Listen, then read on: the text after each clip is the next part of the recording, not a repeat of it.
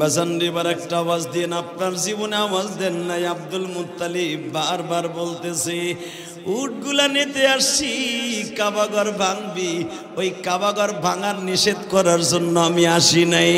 আমার উটগুলা 50টা উট আমি চিনি, আমার উটের মধ্যে সিল মারা আছে, আব্দে মানাফ লেখা আছে, আমার দাদার নাম আব্দে মানাফ লেখা আছে। উটগুলা বেছে বেছে যখন আব্দুল মুত্তালিব নিয়ে যাইতেছি বাজানরে, তখন আব্রাহা আব্দুল মুত্তালিবের দিকে তাকিয়ে বলে তোমার মতো একটা স্বার্থপর মানুষ আমার জীবনে কোনোদিন পাই নাই।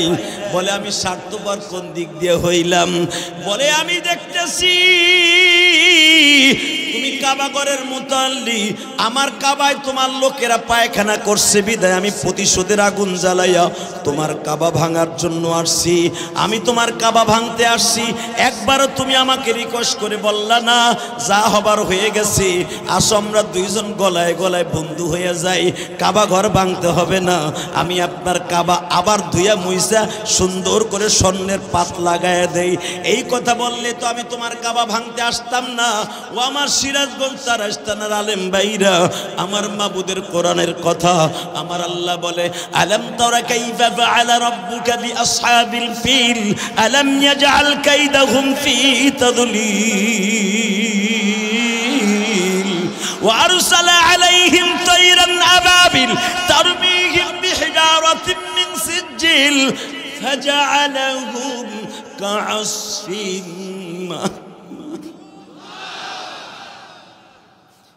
আব্দুল মুত্তালিব বললেন তুই যে জাতিসংঘের চেয়ারম্যান আব্রাহা, তোর মতো নাদান পাগল আর বেয়াদব পৃথিবীতে হতে পারে না। আরে উটের মালিক আমি, কাবার মালিক আমি না। তুই কাবা ভাঙতে আসিস কালকে সকালে আমি দেখবো না। তুই যদি তোর মার কোলের দুধ খাইয়া থাকস কাবা ভাঙতে আসিস, আমি আব্দুল মুত্তালিব দাঁড়িয়ে থাকবো। আল্লাহু আকবার বলেন তো। তুই দাঁড়িয়ে থাকবো, আমি পারলে আসিস কাবা ভাঙতে। আব্রাহ চ্যালেঞ্জ করলো আগামীকালকে সকাল 10টায় আমি কাবা ভাঙতে আসব। তোমার ছেলে মেয়ে যত তোমার লোকজন আছে, আমি লোক মারতে আসি নাই, আমি দাঙ্গা হাঙ্গামা করতে আসি নাই, আমি একটা নিরহ মানুষের গায়ে হাত দিব না, আমি শুধু প্রতিশোধ নিতে কাবাঘরটা ভেঙে চলে যাব। আব্দুল মুত্তালিব বললেন আমিও দাঁড়িয়ে থাকবো কাবাঘরের সামনে, তুই ভাঙতে আসিস। ওই আল্লাহ এখনো আছে না নাই? আব্দুল মুত্তালিব উট নিয়ে এসার পরে আব্দুল মুত্তালিব আমেনাকে বলতেছে আমেনা মা, জি আব্বা, তোমার একটা রেস্ট হাউসে রেখে আসি। কেন? কালকে এখানে মারামারি কাটাকাটি অনেক কিছু হবে, আগুন জ্বালাও পোড়াও হবে মা। তোমার পেটে আমার দাদা ভাই আছে, এই দাদা ভাইকে নিয়ে তোমার দাঙ্গা হাঙ্গামার মধ্যে থাকতে হবে না। আমি তোমাকে শেয়াবে আবু তালেব আমার একটা রেস্ট হাউস আছে, ওখানে রেখে আসি। এবার আওয়াজ দিও, আমি আমার মা বোনদের উদ্দেশ্যে বলছি। একটা মহিলার ইমান দেখেন। আমেনা বলে আব্বা, আমার স্বামী আজ থেকে 5 মাস আগে, আমার স্বামী 50 দিন যদি নবী দুনিয়ার থেকে আসতে আর বাকি থাকে, এই মুহূর্তে আমার নবীর আব্বাজান মারা গেছে, নবীকে 5 মাসে রেখে হিসাব করেন কয়দিন আগে। আমেনা বলতেছে আব্বা, আমার স্বামী কয়েকদিন আগে আমাকে বলে গেছে ইন্তেকালের আগে, আমেনা আমি যদি ব্যবসার থেকে আর ফিরে না আসি এই ঘরটা রেখে কোনোদিন যাবি না। আমার মুহাম্মাদের রেখে দুনিয়ায় অন্য কোনো স্বামী গ্রহণ করবি না, আমার মুহাম্মাদের শির ইয়তীম বানাবি না। আমার স্বামীর ওসিয়াত, আমার জীবন চলে গেল, আমি এই ঘর থেকে কোথাও যাব না। ও আমার সিরাজগঞ্জের তারাস্তানার বাইরা,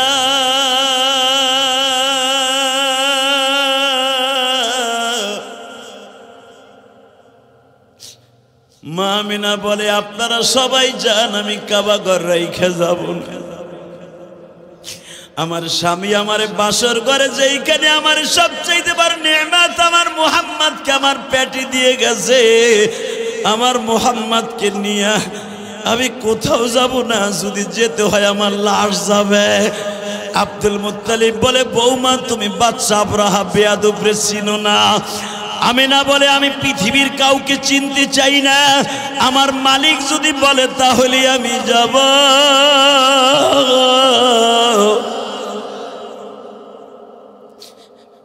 আব্দুল মুত্তালিব বলে, বৌমা আমি জানি তোমার আব্বাও রাগী মানুষ, তুমিও জিদি মহিলা, আমি জানি তুমি জানো না বাদশা আব্রাহা কত বড় ভয়ঙ্কর জালিম।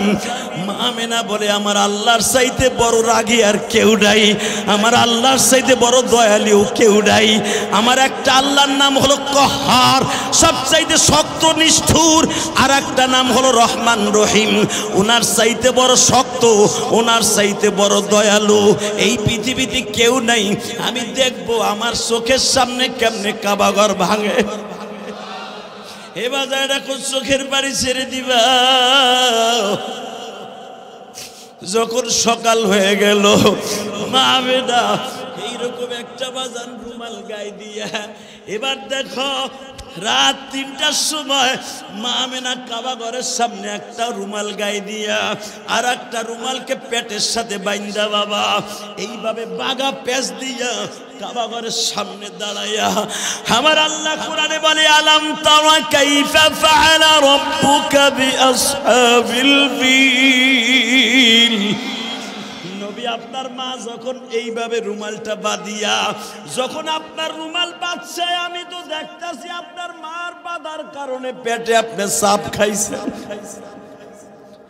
আপনি পেটের মধ্যে ব্যথা পাইতেছেন, কারণ আর মাত্র 50 দিন পরে আপনি দুনিয়ায় আসবেন।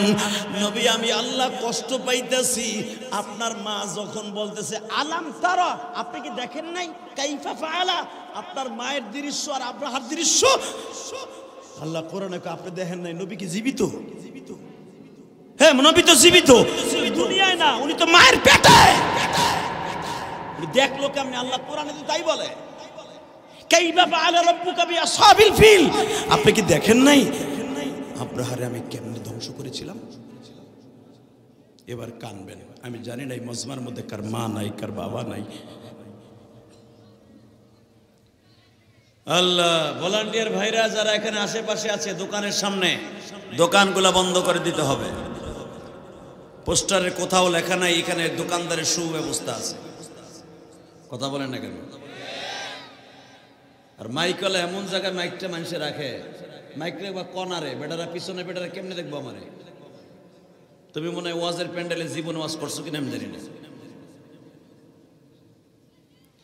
মানুষ হলো আমার সামনে, তুমি আমার সামনে ইমাম বানাই থুয়ে দিছো দুইটা মাইক, সেট এই করে নিচে নামাও, এই যে 3টা উপরে আছে আওয়াজ হয়, 3টা নামাও। আল্লাহ হেফাজত করেন, জোরে কেন আমিন। আবার তোমরা সেট রাখছো তো রাখছো, 3 জন আবার নামাজের কাতারে চেয়ার লয়ে বইছো, মসজিদে কাতার দিয়ে যাবেন বহে, এমনি 3টা মকায় বইছো। তোমাকে দেখতেছে, তোমাকে ভাষা দেখতেছে বেটারা না। আল্লাহ হেফাজত করে, জোর করে আমিন। ওদের জন্য যে মাইকের সামনে কতগুলো লোক বসতে পারে না, কেমনে বলবো? বেটারা তো ওরে দেখতে হয় না, আইসা আমারে দেখতে।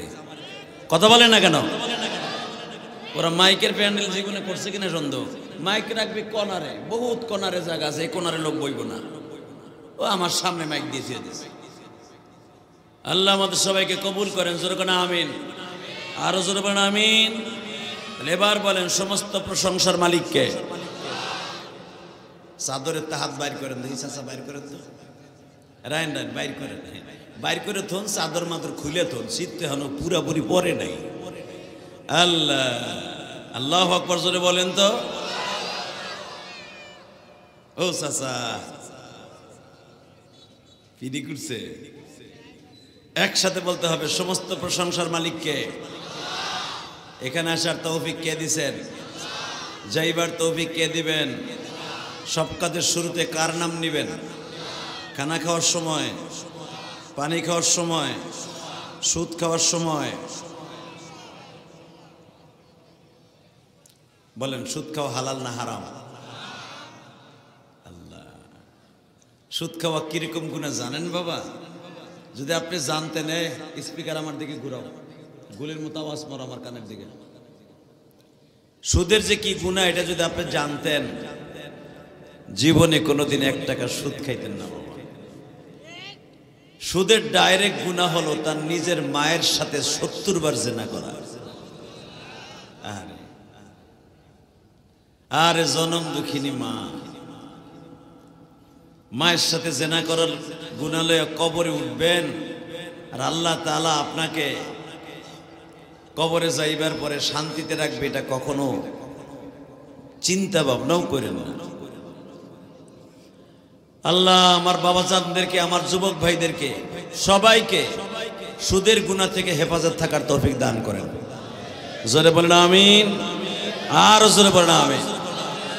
বলেন সুদ খাবো না, বলেন সবাই সুদ খাবো না, হারাম খাবো না, হালাল খাবো, অল্প খাবো ইনশাআল্লাহ।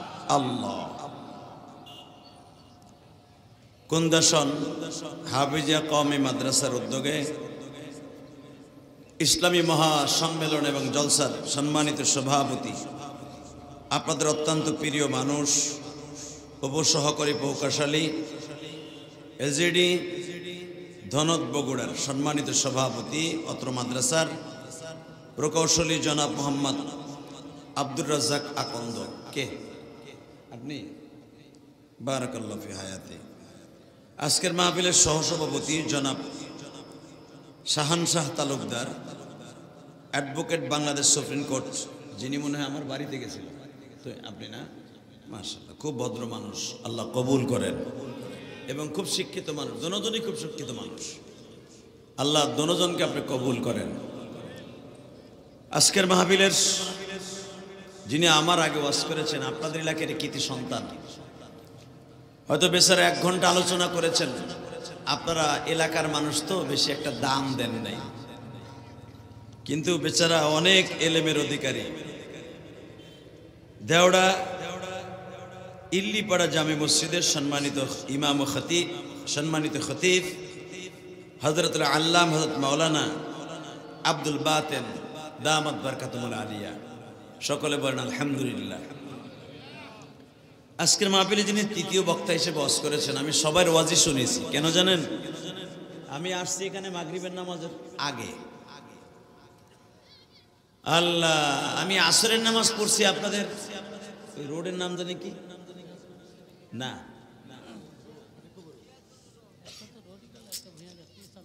এই যেখান দিয়ে আপনাকে ঢুকলাম চান্দাইকোনা, চান্দাইকোনার পরে যে স্ট্যান্ডটা দিয়ে বামে ঢুকলাম, আল্লাহ, বগুড়া বাজার।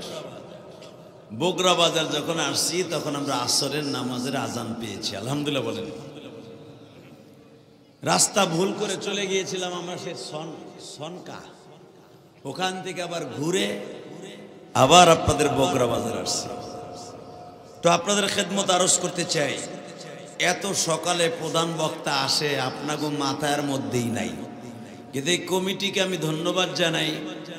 এদের সাথে যে আমার কমিটমেন্ট ছিল, আমি যখন দাওয়াত নেই তখনই আমি বলছি যে ভাই, আমি কিন্তু বেশি রাত্রে স্টেজে উঠি না, যদি মন চায় নিবেন, নরে নিবেন না, কারণ 9টায় আমি উঠবো ইনশাল্লাহ। কয় হুজুর আমাকে দেশের মানুষ ভাত ভূত খাইয়া 10টার দিকে, আমি বললাম চলবো না, আমার কণ্ঠ শুনলে আল্লাহর পাগলগুলি, কোরআনের পাগলগুলি ঠিকই চলে আসবে। কথা ঠিক না বেঠিক? তাহলে বোঝা গেল যারা আপনারা আগে আসছেন এরা ঠিকই আল্লাহর পাগল। বলেন তো আল্লাহু আকবার।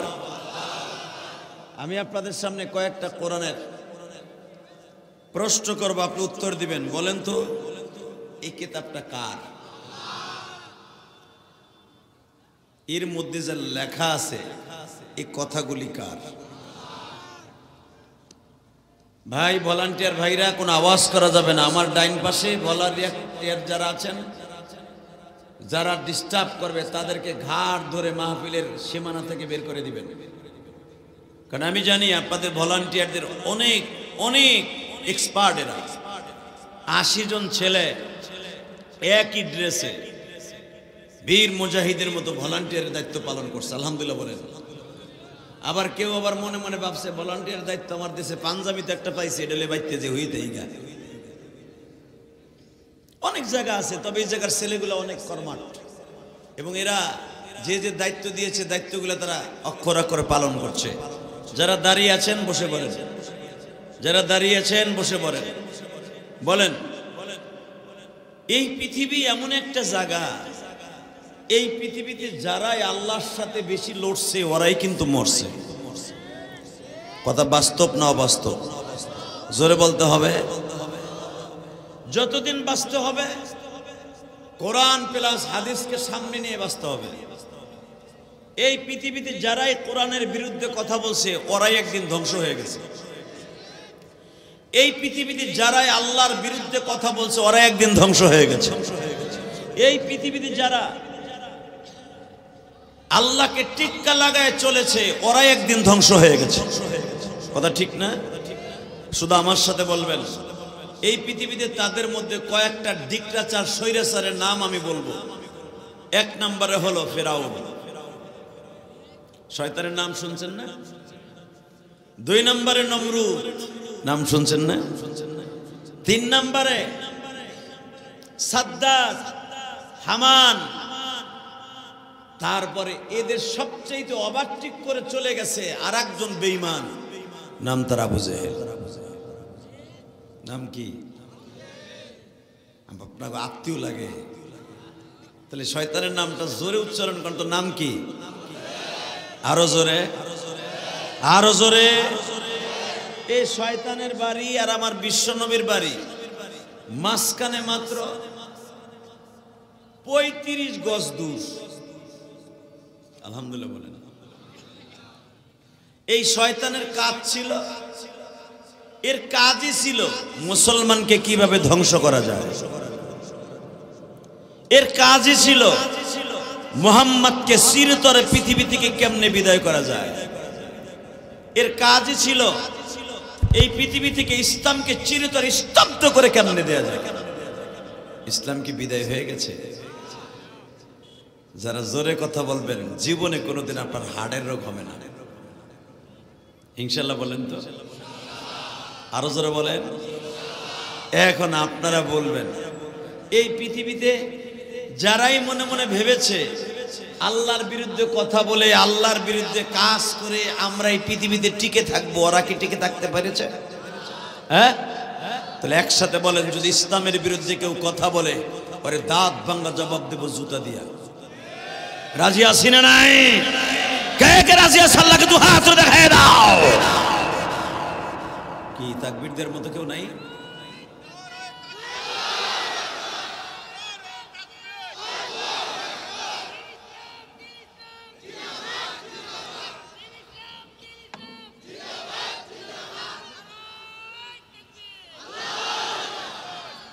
এ আল্লাহর ওলি দাঁড়ান তো, দেখি যে তাকবীর দিচ্ছেন। বইয়া পড়ে তাকবীর দিলেন কে? আল্লাহ বইয়া পড়ে পছন্দ করে না। দাঁড়ান, দেবার মারেন জোরে। জোরে।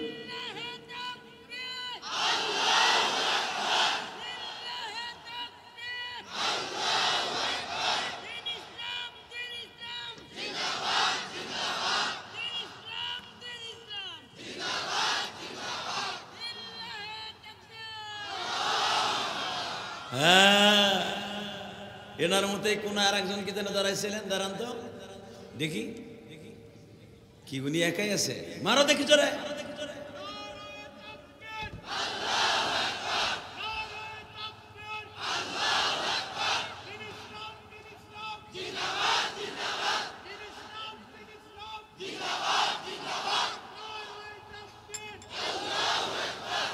মাশাআল্লাহ। এর সাথে আর একটা অ্যাড করবা।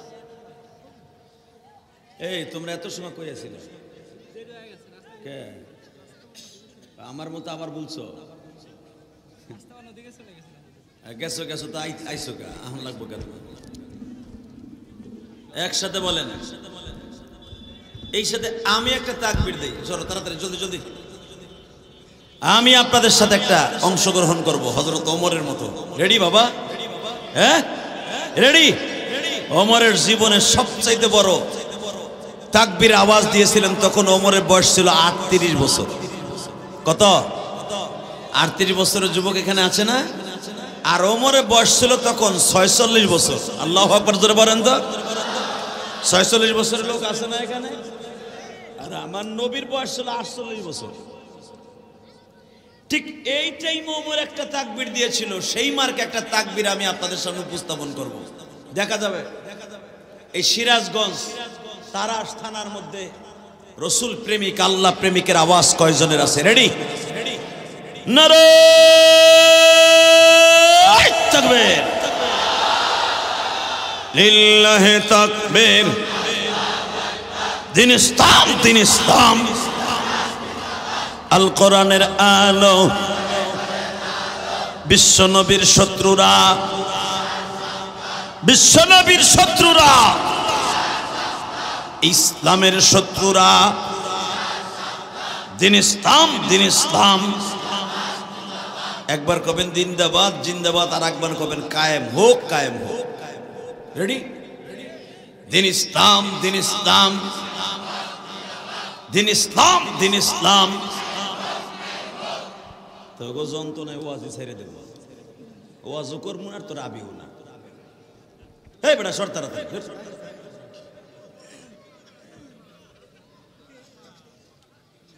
আলহামদুলিল্লাহ বলেন তো আল্লাহু আকবার। আমি বক্তা বিদায় তোরা লাগাইতে পারলি, অন্য বক্তা হলে লাগাইতি, সামনে আইতে দিত না। আল্লাহ বাজান, এই যে তাকবীরটা দিছেন না, আমি একটা ঔষধের কথা আপনাদের বলে দিয়ে যাই। যাদের হাঁপানি রোগ আছে, ইমাম থানভী রহমাতুল্লাহ বলেন, যদি কারো হাঁপানি রোগ থাকে অথবা হাড় দুর্বল থাকে, নিঃশ্বাস উঠাইতে কষ্ট হইতেছে, তখন 21 বার বলবেন আল্লাহু আকবার, আল্লাহু আকবার, আল্লাহু আকবার, আল্লাহু আকবার। আল্লাহ আপনার হাত সবল করে দিবেন। আরো জোরে বলতে পারলেন না? আরো জোরে বলেন তো। শোনেন, সুবহানাল্লাহর আগে একটা ফজিলত বলি। যে ব্যক্তি সুবহানাল্লাহ একবার বলবে, তার নাম তার বাবার নাম সহ আল্লাহ নিজে একটা সুবহানাল্লাহর গাছ লাগাই দিবেন।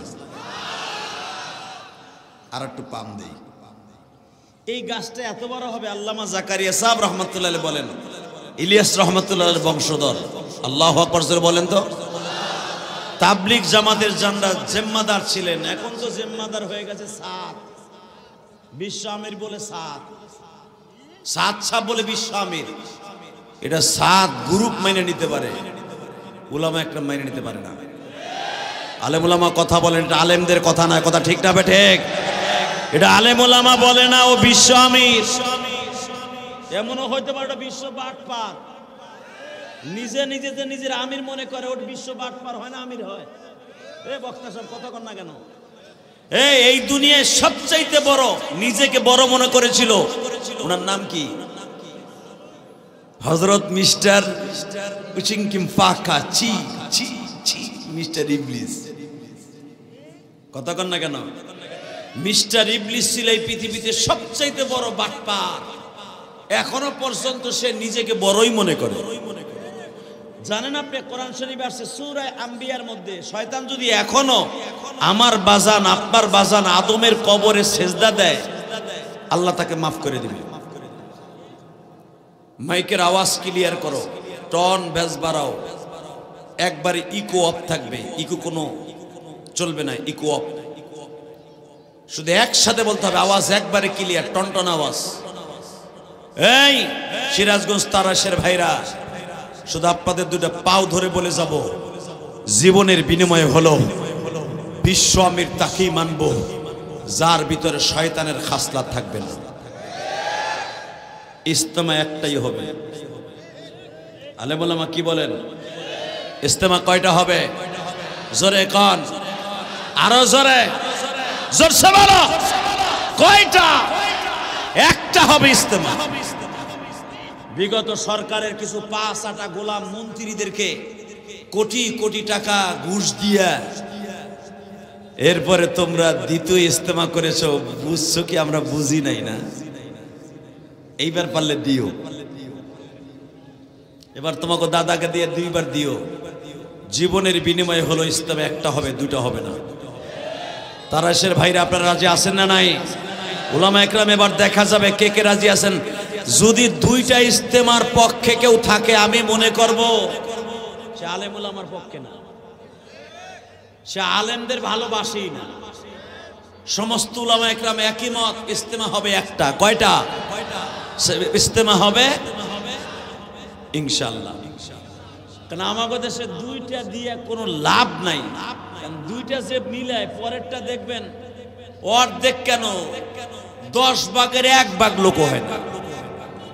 অতএব এটা করা যাবে না। আমরা সবাই মিলে একটাই করবো ইনশাআল্লাহ। বলেন আল্লাহ আমাদের সবাইকে এক করে দেন। দাওয়াত ও তাবলীগের কাজগুলো সবাইকে সঠিকভাবে বোঝার তৌফিক দান করেন। তাকান এদিকে।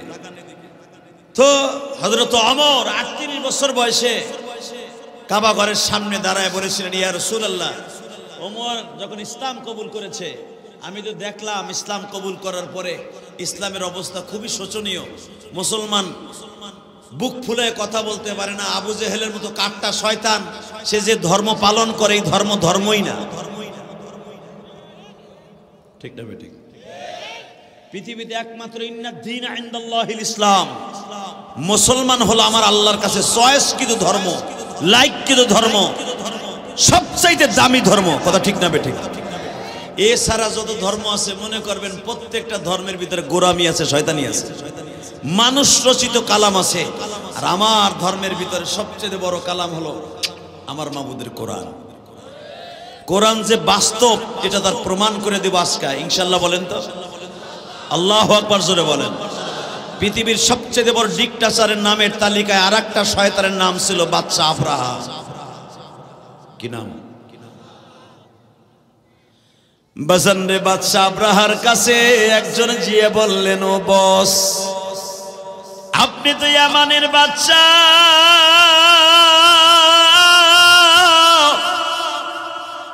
সারা দুনিয়া আপনাকে বস মানে, আপনি জাতিসংঘের চেয়ারম্যান, আপনি এই পৃথিবীতে পরাশক্তি, আপনার সামনে দাঁড়াইবার মতো কোনো দেশ নাই। রোমান সম্রাট সহ আপনার সামনে দাঁড়ায় থাকে, আজারবাইজানের সরকার শুদ্ধ আপনারে ভয় পায়। ও ইয়ামানের বাদশা আবরাহা, আপনি এত ক্ষমতার মালিক,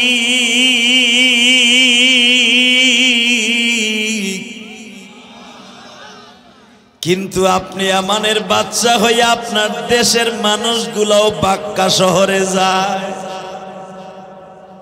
বাক্কায় যায় কেন? বাক্কায় কেন যায় জানি না, তবে বাক্কায় একটা ঘর আছে। ইন্না আউয়ালা বাইতিন উযিয়া লিন-নাস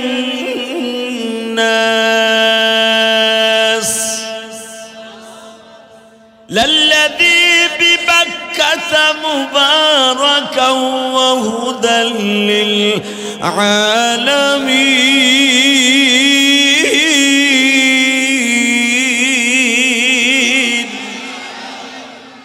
কোরআন তেলাওয়াত শুনে যারা আল্লাহু আকবার বলবেন, আমি বলছি না, তাদের জীবনে হার্টের রোগ হবে না। জীবনে আপনি ব্রেন টিউমারে মরবেন না। আপনি জীবনে মারাত্মক কোন অসুস্থ হইয়া এই দুনিয়ায় বেঈমান হয়ে মরবেন না। প্রমাণ করে দেন তো আমার মাবুদের কোরআন শোনার পরে কতটুকু ভালো লাগে। ইন্না আউয়ালা বাইতিন উযিয়া লিন-নাস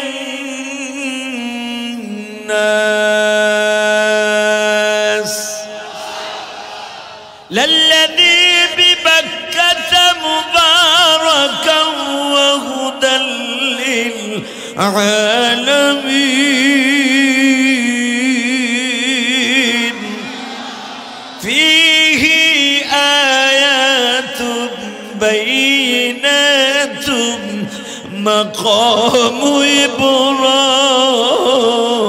ইব্রাহিম মিল্লাতা আবিকুম ইব্রাহিম হুয়া সাম্মাকুমুল মুসলিমিন।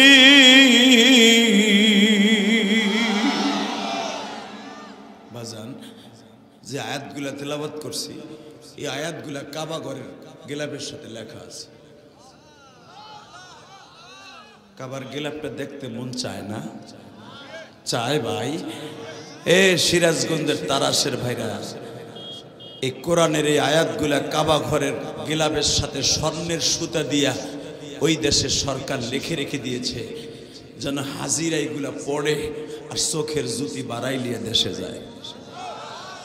বাজান, কোরআন শরীফ যদি কেউ পড়তেও না পারে, কোরআন শরীফ খুলে যদি কেউ এইভাবে চুমা দেয় আর হাত এইভাবে তাকাই তাকাইয়া চোখ দিয়ে দেখে দেখে হাত টানে, অজুটা কইরা সুন্দর করে বুকের মধ্যে নিয়ে যদি কোরআনে হাতও লাগায়, এই হাতটা জাহান্নামের জন্য হারাম হয়ে যাবে। কলিজার ভাই আমার, কোরআন এমন একটা বই কোরআন এমন একটা আওয়াজ, যে কোরআনের একটা আয়াত পড়বে সে মনে করবে আল্লাহর সাথে কথা বলতেছে। আমি যে আয়াতগুলা তেলাওয়াত করেছি, এই আয়াতগুলা ডাইরেক্ট হজরে আসওয়াদের উপরে যে লেখাটা স্বর্ণের সুতা দিয়া কালো গিলাপের উপরে, এই আয়াতগুলো এখনো লেখা আছে। আমি আবার আরেকটা আয়াত তেলাওয়াত করব। হ্যাঁ, ওয়ামা আরসালনাকা ইল্লা রাহমাতাল লিল আলামিন।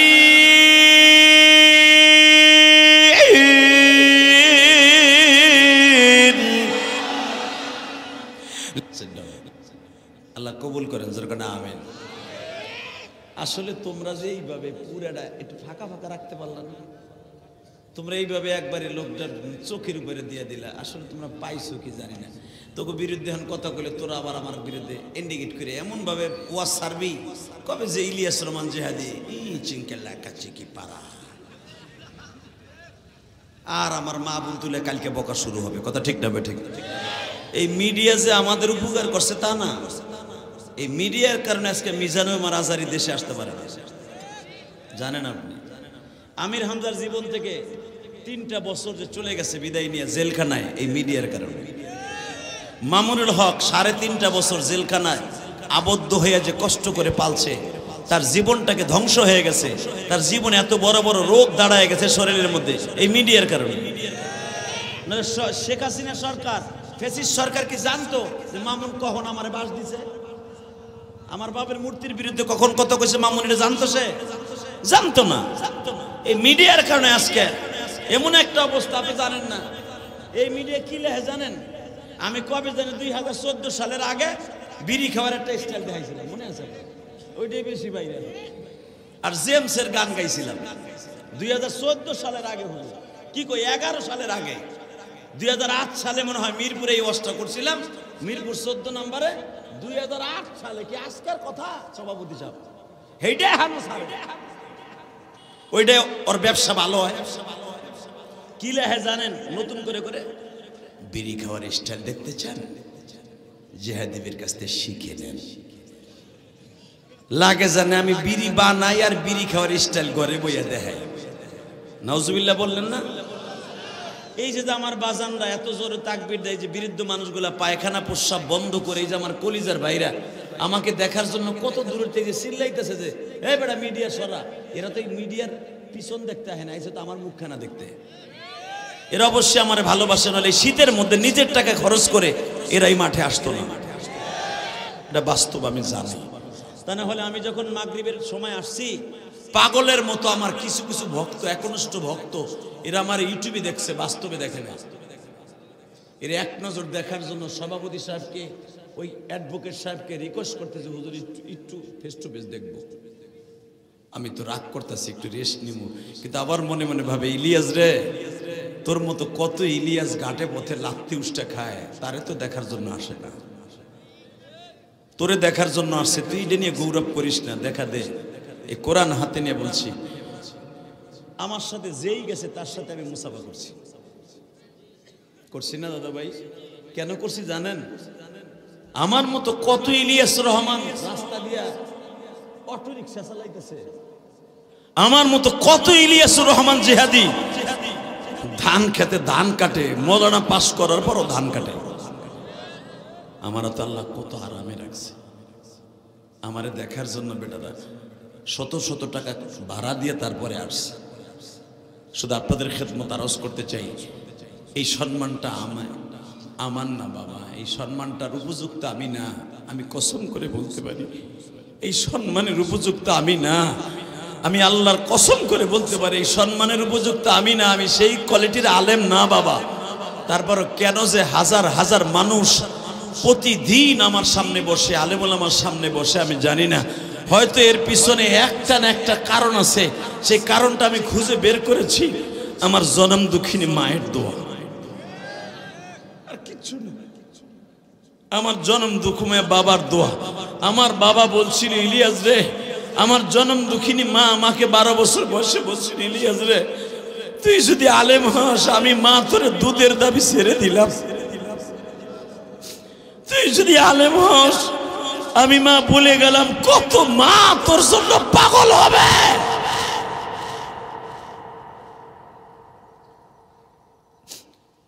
বিশ্বাস করেন, আজকে একটা মহিলা সকালবেলা, ওই যে আমার সাথে ইয়াসিন ছিল,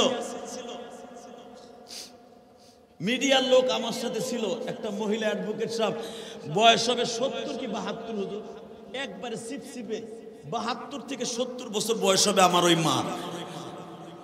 সে আমারে এক নজর দেখার জন্য পাগল হয়ে আমার রুমের মধ্যে, তারা কেউ আটকে রাখতে পারে নাই, পাগল হয়ে রুমের মধ্যে ঢুকছে। ঢুকিয়া বিশ্বাস করেন আমার এই হাতের মধ্যে চুম্বন করে বলে, ইলিয়াস রে, আমি তোরে দোয়া করে দিয়ে গেলাম, তোর মা নাই জানি, তোর জন্য হাজার হাজার মা কান্দে আর দোয়া করে।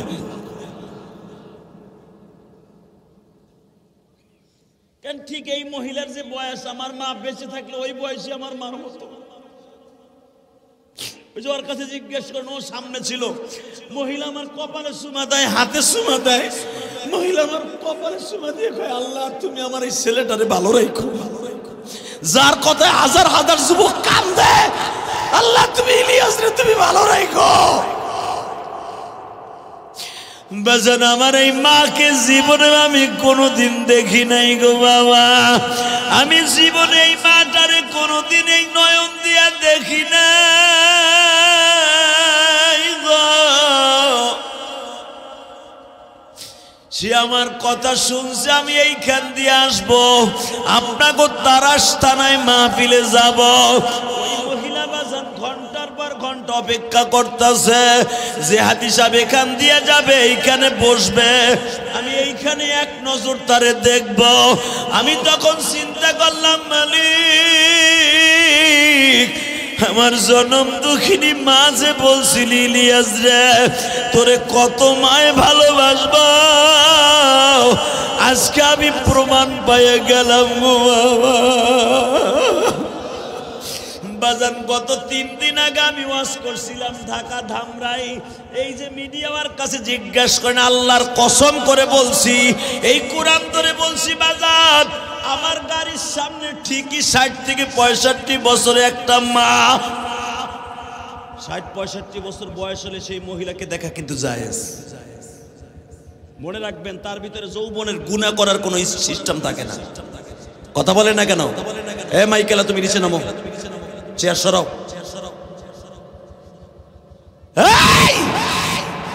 গুনাহ করার সিস্টেম যদি মনের ভিতরে আসে, এইরকম মহিলার চেহারা দেখা হারাম। 60-65 বছর হয়ে গেলে যাদের, আপনারা যারা বালেক পুরুষ বিবাহিত, সহজে বুঝে নেবেন, আমাদের মা বোনদের মাসে মাসে যেটা হয়, শরীর খারাপ হয়, এটা বন্ধ হয়ে গেলে ওই মহিলাকে দেখা যায়। আলহামদুলিল্লাহ বলতে পারলেন না? হ্যাঁ, যদি এই মহিলাকে দেখলে ভিতরে গুনাহ না আসে। এই মুসলমানের পোলা, আমার এই মা আমার এই গাড়ির সামনে এইভাবে দাঁড়াইছে, বাবা আমি তোমার একটু হাতটা ধরবো, তোমার হাতের মধ্যে তোমার মায়ের মসজিদে কিছু হাদিয়া দেব, তুমি তোমার মাল লেগে মসজিদ করছো। এই কোরআন হাতে নিয়ে বলছি, আল্লাহ সব জানেন, অন্তর্যামী। ও সিরাজগঞ্জের ভাইরা, যখন ওই মহিলা আমার হাতে টাকা দিয়ে খতখত করে কাইন্দে দিয়েছে, হুজুর বাবা এতদিন শুধু তোমার ইউটিউবে দেখছি, মোবাইলে আর টিভিতে দেখছি, দেখে দেখে কাঁদছি, আজকে বাস্তব ওয়াজে শুনে কাঁদলাম। ও বাবা, তুমি এমন মায়ের সন্তান, হয়তো তোমার মা তোমার জন্য অনেক দোয়া করে গেছে। এটাই আমার জীবনের সবচেয়ে বড় সফলতা। আল্লাহু আকবার জোরে বলতে পারলেন না? এ বাবা, এই দুনিয়ার সবচেয়ে বড় হতভাগা সে, যার অ্যাকাউন্টে তার মা বাবার বর্দ আছে। কথা ঠিক না বেঠিক? জোরে কোন? মন খারাপ আপনাকে? বেশি রাত করবো না, চিন্তা করে না, উঠছি সকালে, শেষ করবো সকালে, যারা ফজরের নামাজ আপনাকে ডিস্টার্ব না হয়। তুমি বই 2টা বন্ধু দেখি কয়টা, তুমি কয়টা বন্ধু থাও, তুমি আবার উঠে মুতার নাম দিয়ে উঠে যাইও না। এই একসাথে বলতে হবে, এই কোরআনটা কার? ওই আল্লাহ এখনো আছে না? আছে। ওই কোরআনের বিরুদ্ধে। আর এই যে বারবার যে অটোটা যায়, এটা কি দেহস্তা তো এক ভলান্টিয়াররা? এটা কি এর গাড়ি? এটা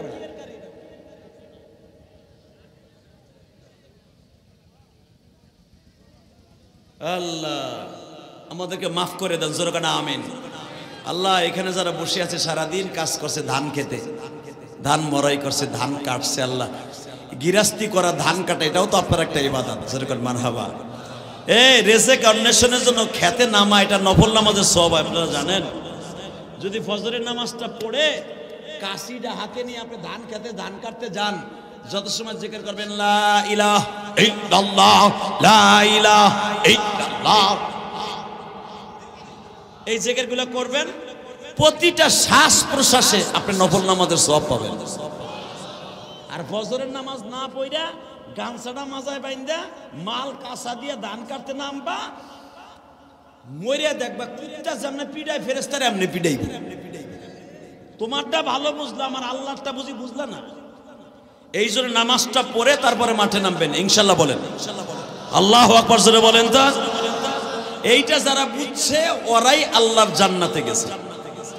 ঠিক এইরকম একটা আল্লাহর সাথে জেহাদ করা, আল্লাহর সাথে যুদ্ধ করার একটা জালিমের আবির্ভাব হয়েছিল, নাম ছিল তার আব্রাহা। নাম কি জোরে কর। তো আব্রাহা আসলেন যে সমস্ত পৃথিবীর মানুষগুলা বাক্কা শহরে যায় কেন? কি আছে ওখানে? ওখানে কি দেখতে যায় সারা দুনিয়ার মানুষ? আরে আমি আব্রাহার দেশে মেলা মিলে বছরে 2 দিন, এই মেলা থুইয়া তারা যায় ঠেলা খাইতে কাবায় মক্কায়। ওই জায়গা আছে কি? এখন দিলটা নরম করবেন। যদি আপনি দিল নরম করে এক ফোঁটা পানি চোখ দিয়ে পড়ে, আমি আল্লাহকে সাক্ষী রেখে বললাম আপনি ওই ঘরটা দেখতে পারবেন। আলহামদুলিল্লাহ বলেন। বাজান রে, আব্রাহা স্বর্ণ সমন্ত্র নিয়া কাবা ঘর দেখার জন্য বেঈমান আসছে। এই আমার সিরাজগঞ্জের তারাস থানার বাইরা, আমি দেখবো কাবা ঘরটা দেখার জন্য কার কার নিয়াত আছে। যখনই বেঈমান কাবা ঘর দেখার জন্য আসছে, শয়তান কিন্তু হজের নিয়াত করে আসে নাই, উমরার নিয়াত করে আসে নাই। উমরা হজ আমার আল্লাহ তো আদম নবীর জামানা থেকে শুরু করে দিয়েছে বাবা। যে ব্যক্তি হজ আর উমরার নিয়াত করে কাবা দেখতে যাবে, আল্লাহ তাকে এমন নিষ্পাপ করে দেবে, মান হাজ্জালিল্লাহ ওয়ালাম ইয়ারফাস ওয়ালাম ইয়াফসুক রাজাকা ইয়াউমিন ওয়ালাদাতু ওয়া উম্মুহু। যারা আল্লাহকে সন্তুষ্ট করার জন্য হজ করবে বা উমরা করবে, আল্লাহ তাকে এমন নিষ্পাপ করে দিবে গো বাবা, মনে হবে আজকে তার মায়ের গর্ভ থেকে ভূমিষ্ঠ হইল। জীবনে যদি কোনো মানুষ একবার বারবার এই পাশ দিয়ে আসবি, চা লাগবে না আমার, হয়েছে বহুত চা খাইছে, এত চা মানুষে খায়, বিলাটার বাস্ট হয়ে যাবে। আলহামদুলিল্লাহ বলেন তো। কষ্ট পাইতেছেন? শুধু আমার দিকে তাকাবেন। এই জমিনের মালিককে শয়তান আসছে কাবা ঘর দেখার লাগে, উমরা করার লাগে না। আপনি যদি জীবনে চান্স পান কাবা ঘরে যাওয়ার, উমরা করতে যাবেন না দেখতে যাবেন? আলহামদুলিল্লাহ বলেন আল্লাহুম্মা আমিন। বাস শয়তান আসছে, আসার পরে দূরে দাঁড়ায় দেখতেছে কিছু মানুষ, দিলটা এখন নরম করবেন, কিছু মানুষ মুলতাজিমের সামনে দাঁড়ায়া, হজরে আসওয়াদের সামনে দাঁড়ায়া অজরে দাঁড়ায় দাঁড়ায় কাঁদতেছে। বিশ্বাস করেন বাবা, আমি যখন এই যে আমার মাথার যে চুল দেখতেছেন, এই চুলগুলা, এই মাঝখানের চুলগুলা কিন্তু আমি উমরার থেকে রেখে আসছি। গত মাসের 27 তারিখে আমি উমরার থেকে আসছি। আলহামদুলিল্লাহ বলেন। তো এই যে এই পাশে চুল কানের উপর দিয়ে উঠে যায় বিদায়, আমি এই জায়গাটারে সাইজ করছি, কিন্তু মাথার মাঝখানের চুলগুলা কিন্তু এই অ্যাডভোকেট যখন আমার বাড়িতে গেছে, আমি কিন্তু আমার উমরার খেজুর তারে খাওয়াইছি। জিজ্ঞেস করেন, জমজমের পানি তারে খাওয়াইছে। আলহামদুলিল্লাহ বলেন। আল্লাহ তো বেঈমান আব্রাহা দেখতেছে কাবা ঘরের সামনে দাঁড়ায়া কিছু মানুষ কাবা ঘরের দরজাটা দিয়ে অঝরে কাঁপতাছে। আল্লাহু আকবার জোরে বলতে পারো না? বেঈমানের মধ্যে হিংসা লেগে গেল। কি রে, এই একটা কালা ঘর, পাথর আলো কালো, এই কালো ঘরটা দেখা মানুষ এইভাবে কান্দে কেন? হিংসা লাগার পরে বেঈমান দেখবেন মানুষকে সবচেয়ে বেশি পতন ঘটায় হিংসায়। হিংসার অহংকার, কথা ঠিক না বেঠিক? এ বাজান, এই বাংলাদেশে দেখবেন যারাই হিংসার অহংকার করে ক্ষমতায় থাকতে চাইছে, কথা বলেন না কেন? আরো জোরে বলেন।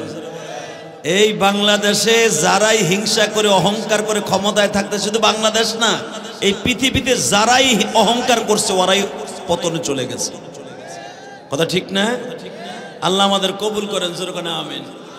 মাঝে মাঝে দেখতেন আমাদের একজন মন্ত্রী ছিল, নাম ছিল তার কাউয়া কাদের।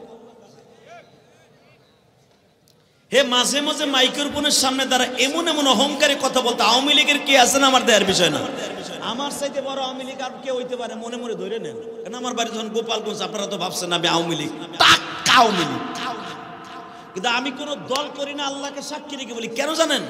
বাংলাদেশে যেগুলা রাজনীতি হয় এগুলা রাজনীতি না, এগুলা পচা নীতি। কথা ঠিক না বেটে? যখন আওয়ামী লীগ ক্ষমতায় ছিল, বিএনপির একটারও বাইতে ঘুমাইতে দেয় নাই। 15-16 বছর বেটারা জঙ্গলে জঙ্গলে ঘুমাইছে। এখন আবার ওরা গেছে, ওরা ধান খেতে ঘুমায়। কথা বলেন না কেন? এটা রাজনীতি। রাজনীতি ছিল রাজার নীতি, উদার মন থাকবে। এই ভাই, আমি ক্ষমতা আসছি, ক্ষমতা আমি চিরদিন থাকতে পারবো না, আমার ভাইয়ের ক্ষতি আমি করব না। কথা বলেন না কেন? আওয়ামী লীগেরা যা করে গেছে, বিএনপিরা সেই হাত পথে হাঁটতেছে। কিন্তু মনে রাখতে হবে, রাজনীতি কাকে বলে? যার ভিতরে কোরআনের নীতি আছে, বিশ্বনবীর আদর্শ আছে, তাকেই বলে রাজনীতি। আল্লাহ দোয়া করেন এই বছর যেন অন্তত ইসলামী মাইন্ডের কয়েকটা এমপি মন্ত্রী সংসদে যায়। যদি ইসলামী মাইন্ডের অন্তত 10 থেকে 20টা এমপি আলেম ওলামা মনে হয় যদি আল্লাহ নেয়, অন্তত মদের লাইসেন্সের বিরুদ্ধে তারা কথা বলবে, পতিতালার বিরুদ্ধে কথা বলবে। আলেম ওলামা যাক, আপনি চান না? কে কে চান দেখে? আল্লাহকে হাত তুলে দেখাই দেন তো, কে কে চান?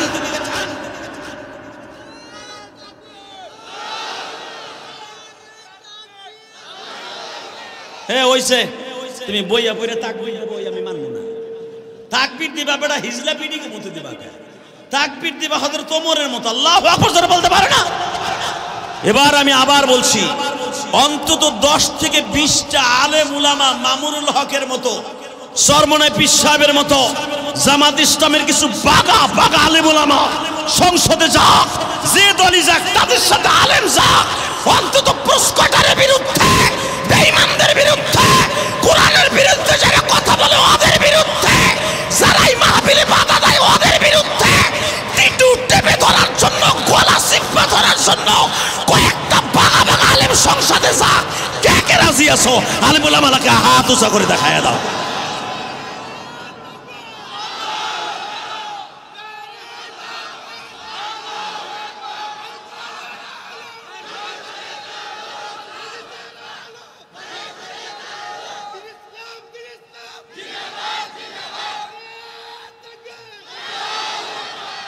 মাশাআল্লাহ, ওর কণ্ঠকে আল্লাহ হাউজে কাউসারে বিনিময় খরিদ করো।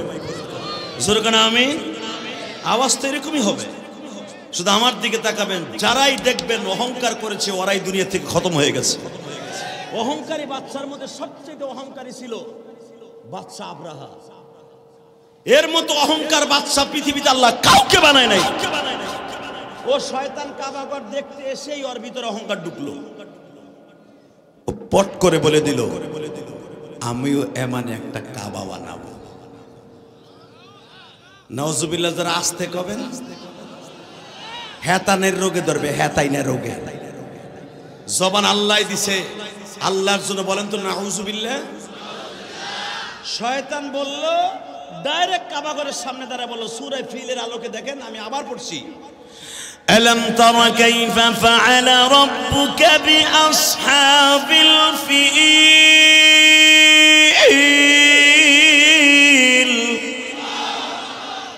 الله أكبر। ও নবী, আপনি দেখেন নাই? আলাম তারা কাইফা ফাআলা রাব্বুকা বিআসহাবিল ফিল।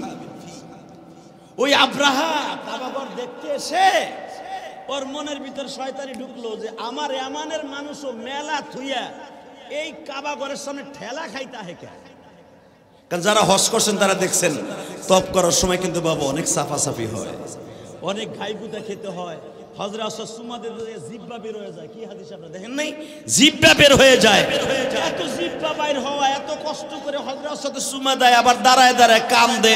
ধুরু, আমি এমন একটা কাবা বানাবো, যেই কাবা বানাবো আমি স্বর্ণ দিয়া। আল্লাহ নাউজুবিল্লাহ, যারা আসতে কয় গো বাড়ি ঘর তুমি চিনো।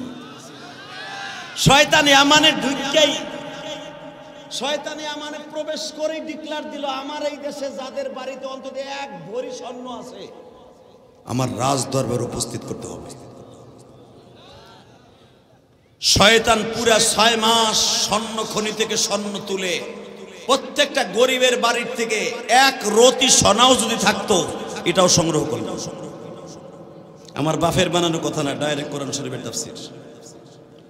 শয়তান স্বর্ণের ইটাগুলা বানিয়ে কাবা ঘর নির্মাণ করলো, ডুপ্লিকেট কাবা। মানে এখনো পর্যন্ত কাবা আছে। নাউজুবিল্লাহ জোরে বলেন। অহংকারী জালিম ডিক্টাচার স্বৈরাচার, এই স্বৈরাচার আব্রাহা যখন কাবা ঘর নির্মাণ করলো, করতে দেরি আছে, সে ডিক্লার দিয়ে দিল, আমার এই কাবার পাশে যারাই একবার তপ করতে আসবে, রাত যাপন করার জন্য সুন্দরী সুন্দরী মেয়েরও ব্যবস্থা থাকবে। শয়তান জানে সৌদি আরবের মানুষ, ইয়ামানের মানুষ, তুরস্কের মানুষ, মিশরের মানুষ মেয়েদের কাছে দুর্বল। এই অফার দিয়ে দিল, যারা আমার মেলায় আসবে তাদের জন্য সুন্দরী মেয়ের রাতের খেদমতের ব্যবস্থা থাকবে। এই অফার দিলে কোন যুবক বাইতে বয়ে থাকবে? বাছাই করা মেয়ে থাকবে আমার কাবা ঘরে যারা আসবে। আপনার মন খারাপ? এইবার আমার আল্লাহর পক্ষে একটা আওয়াজ দিয়ে, যদি এমন কাবা বাংলাদেশে কেউ বানায়, ওর কাবা আর ওরে একসাথে পিটাই ভেঙে ফেলাম। রাজা আছেন না নাই? এমন একটা কাবা কিন্তু কয়েক বছর আগে ফটিকছড়ি চট্টগ্রামে বানাইছিল। বন্ডর মুরিদ গুলা হের বানানো কাবার পাশে তপ করতো আর বলতো, আমাকে হজে যাওয়া লাগবে না, আমার পীর বাবা কেবলা কাবা। আর পীরই বলে কেবলা কাবা, ওইটাই বলে কাবা। বলেন এইরকম যদি বাংলাদেশে আবার কেউ বলে, ওরে আস্থা রাখবো, ওরে পিটাইয়া জাগায় লুলা বানায় ফেলাবো ইনশাল্লাহ। বলেন তো, বাংলাদেশে এমন পীরও আছে রে বাপ, আপনাকে ওই গ্রামগঞ্জে বেশি দেখা যায়। এমনও পীর আছে ও শয়তান নামাজও পড়ে না। ঠিক না বেঠিক? ও মহিলা মুরিদ করে, আছে না? মহিলা যে মুরিদ করে ওইটা মানুষ না, ওটা শয়তান। ওইটা কি? আবার সারা রাত দেখবেন কুকুম কুকুম জিকির করে, তুই যে বাবা ঘুমায়া আছো রওজা পাকের ভিতরে, বাবা তোমার কাছে আসলে বাবা দিল হয়ে যায় নূরানি। বাবা ক্যাক ক্যাক ক্যাক, কথা কর না কেন? আমি মনে করবো এই জিকির করার পরে যেটা উঠবো, মনে করবো ওই শয়তানের মুরিদ ওইটা। কথা বল না কেন? এমন শয়তান বাংলাদেশে আছে না নাই? একটা বারো আল্লাহর নাম নাই, খালি ক্যাক ক্যাক ক্যাক। আষাঢ় মাসের ব্যাং ডাকতেছে, কথা বল না কেন? যেই জিকিরের ভিতরে ক্যাক আছে, কথা দেন, আপনি তো বক্তা। ওই ক্যাক জিকির করলে কি ঈমান যায় না ঈমান থাকে? আমার আল্লাহ এমন একটা শব্দ, আসমাউল হুসনা আলিমুল গায়বি ওয়াস শাহাদাতু ওয়ার রহমানুর রহিম। আমার আল্লাহ বলে পৃথিবীর শ্রেষ্ঠ আসমাউল হুসনা, আমার 99টা নাম হলো সবচেয়ে সুন্দর নাম। আমার নাম কারোর সাথে মিলাবি না, কোনো ক্যাকু কুকুর সাথে মিলাবি না। আমার নাম কি দেখ, আল্লাহ রহমান রহিম সত্তার জব্বার করিম। জড়তা আছে। আর আমাদের দেশের নাম রাখা নাম আকাশ। হে বুড়া চাচা, কথা কত, তোমার নাতির নামই তো আকাশ। তোমার নাতির নাম হলো বিউটি, ইঙ্কি, পিঙ্কি, পিঙ্কি। আর আমার আল্লাহর নাম দেখতে দেখেন তো কি সুন্দর। আল্লাহ বলেন, রহমান রহিম জব্বার সত্তা করিম খালেক মালেক। সুন্দর নাম না বাবা? এই ৯৯টা নামের যেই কটা নাম আপনার মুখস্থ আছে, আপনি ৫ ওয়াক্ত নামাজের পরে তসবিহটা ধরে যদি আপনি এই নামগুলো পড়তে পারেন, আমার রসুল বলেন যে ব্যক্তি আল্লাহর ৯৯টা নাম মরার আগে হলো একবার পড়ে মরবে, ওই লোকটা কোনোদিন বেঈমান হয়ে মরবে না, কবরে যাওয়ার সাথে সাথে তাকে জান্নাতের ব্যবস্থা করে দিবে। দেখবেন বইতে আমার আল্লাহর ৯৯টা নাম আছে, অন্তত জীবনে একবার হলো পড়ে কবরে যায়। হাদিস আছে না হুজুর? জীবনে একবার যদি কেউ ৯৯টা নাম একবার কোনোদিন কেউ পড়ে, যেখানে বসে পড়ুক, আল্লাহ তার জন্য জান্নাত ওয়াজিব করে দেয়। অতএব আল্লাহর ৯৯টা নাম তো সবসময় ডাকবেন ইনশাআল্লাহ। দেখেন এই বেঈমান আব্রাহা ও দেশে যাই কাবাঘর নির্মাণ করে বলে দিল, আমার এই দেশে এই কাবা দেখতে যারা আসবে তাদের রাতের খেদমতের জন্য নারী ফ্রি, খাবার ফ্রি। বুঝছি আপনাকে কষ্ট হয়ে গেছে, আমার ওয়াজ ১ ঘন্টা হয়ে গেছে, পাক্কা 10টা বাজে। এখন মোনাজাত করি, আল্লাহুম্মা আমিন। হবে না? তাহলে আমার কলিজার যুবক ভাইরে আওয়াজ দেন, দেখবেন আল্লাহ আপনার শক্তি বাড়াই দিয়েছে। Ready ready? বেঈমান বলে দিল, আমার এই কাবা দেখতে যে আসবে, এই স্বর্ণের কাবা, ওই কালো কাবা ঘর দেখতে তোমরা কেউ উমরায় যাবা না, হজে যাবা না, আমার দেশে যারা উমরা করতে আসবা তাদের জন্য রাতের সবচাইতে আমার ইয়ামানের সবচাইতে সুন্দরী মেয়েদের খেদমত করতে দিব, এবং খাবার ফ্রি, থাকন ফ্রি, পোশাক ফ্রি, যে কয়দিন থাকবে গাড়ি ফ্রি। সুযোগ কে ছাড়ে? আবু জেহেলের জীবনের সবচাইতে বড় ভালো কাজ ছিল এইটা, এর চাইতে ভালো কাজ আর আবু জেহেল করে নাই।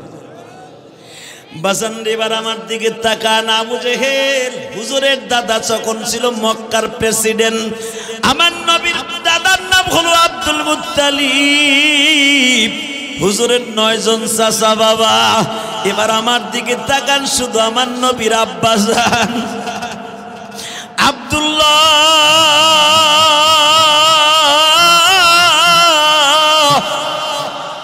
আবু জেহেলের সাথে সব সময় চলাফেরা করত, উতবা সাহেবের সাথে চলাফেরা করত। আমার নবীর বাবার চেহারা এত সুন্দর ছিল বাবা, মক্কার সমস্ত নেতাগুলার নবীর না দেখে কেউ দোকান খুলতো না, নবীর বাবার চেহারা না দেখে কেউ বাজান ব্যবসায় যাইতো না। আমার নবীর বাবা আব্দুল্লাহর চেহারা না দেখে কোন ছেলেরা স্কুল কলেজেও যাইতো না। আব্দুল্লাহর চেহারা এত সুন্দর ছিল, সারাদিন তারা কাবা ঘরের সামনে বসা করায় রাখতো। আব্দুল্লাহর দেখলেই বাবা অনেকের পেট ভরিয়া যাইত। কারণ কি জানেননি? আমার নবীর নূর তখন আব্দুল্লাহর কপালে বিরাজ করতেছে। ওমা আরসালনাকা ইল্লা রাহমাতাল লিল আলামিন। সারা দুনিয়ার রহমত তখন আব্দুল্লাহর দুই কপালের মাঝখানে। আল্লাহু আকবার, জোরে বলেন বাবা। কষ্ট হইতেছে? তাকান এইদিকে। আব্দুল্লাহ, তোরে নেওন যাইব না, তোরে নেলে মহিলারা হরতাল করব। আমরা ইয়ামানের বাদশা আব্রাহার কাবা দেখতে যাবো, তোর বাবার কাছ থেকে পারমিশন নেই। আব্দুল্লাহ বলে, আব্বা শুনছো, জালিম আব্রাহা কাবা ঘর দেখতে এসে আর ভিতরে হিংসা ঢুকে গেছে, ও বলে এখন কাবা ঘর বানাই ফেলেছে। আব্দুল মুত্তালিব বলে, কাবা দেখতে যাইবা আব্রাহার সাথে আবার প্রেমে পইরা আব্রাহার দেশে থাইকে যাইও না। ও চাইতেছে আল্লাহর ঘরটাকে ড্যাম দেওয়ার লাইগা। আসলে পৃথিবী একদিকে, আমার আল্লাহর কাবা একদিকে। ঠিক না বে ঠিক? আবু জাহেল বলে, চাচা একটা কথা কই কি, আমরা 50 জন যুবক যাই, আব্রাহার ঘরটা দেখে আসি। আব্দুল মুত্তালিব এক বাক্যে অনুমতি দিয়ে দিলেন, যা দেখে আসবি শয়তান কি ঘর বানাইছে। আবু জাহেল এবং হুজুরের 9 জন চাচা, হারিস, নামগুলো লেখেন আমার কাছে, হারিস, হাজল, জুব্বুন, জুবাইর, মুকাইদ, আবু তালেব, আব্বাস, হামজা, আবু লাহাব, এই 9 জন। আর হুজুরের আব্বা আব্দুল্লাহ 10। আব্দুল মুত্তালিবের 10টা ছেলে, 10টা ছেলের নাম বললাম। হুজুরের 6 জন ফুফু, আব্দুল মুত্তালিবের 6টা মাইয়া, 10টা ছেলে। আল্লাহু আকবার জোরে বলতে পারলেন না? 16টা ছেলে মেয়ে নিয়ে আব্দুল মুত্তালিব মক্কায় সবচেয়ে বড় শক্তিশালী।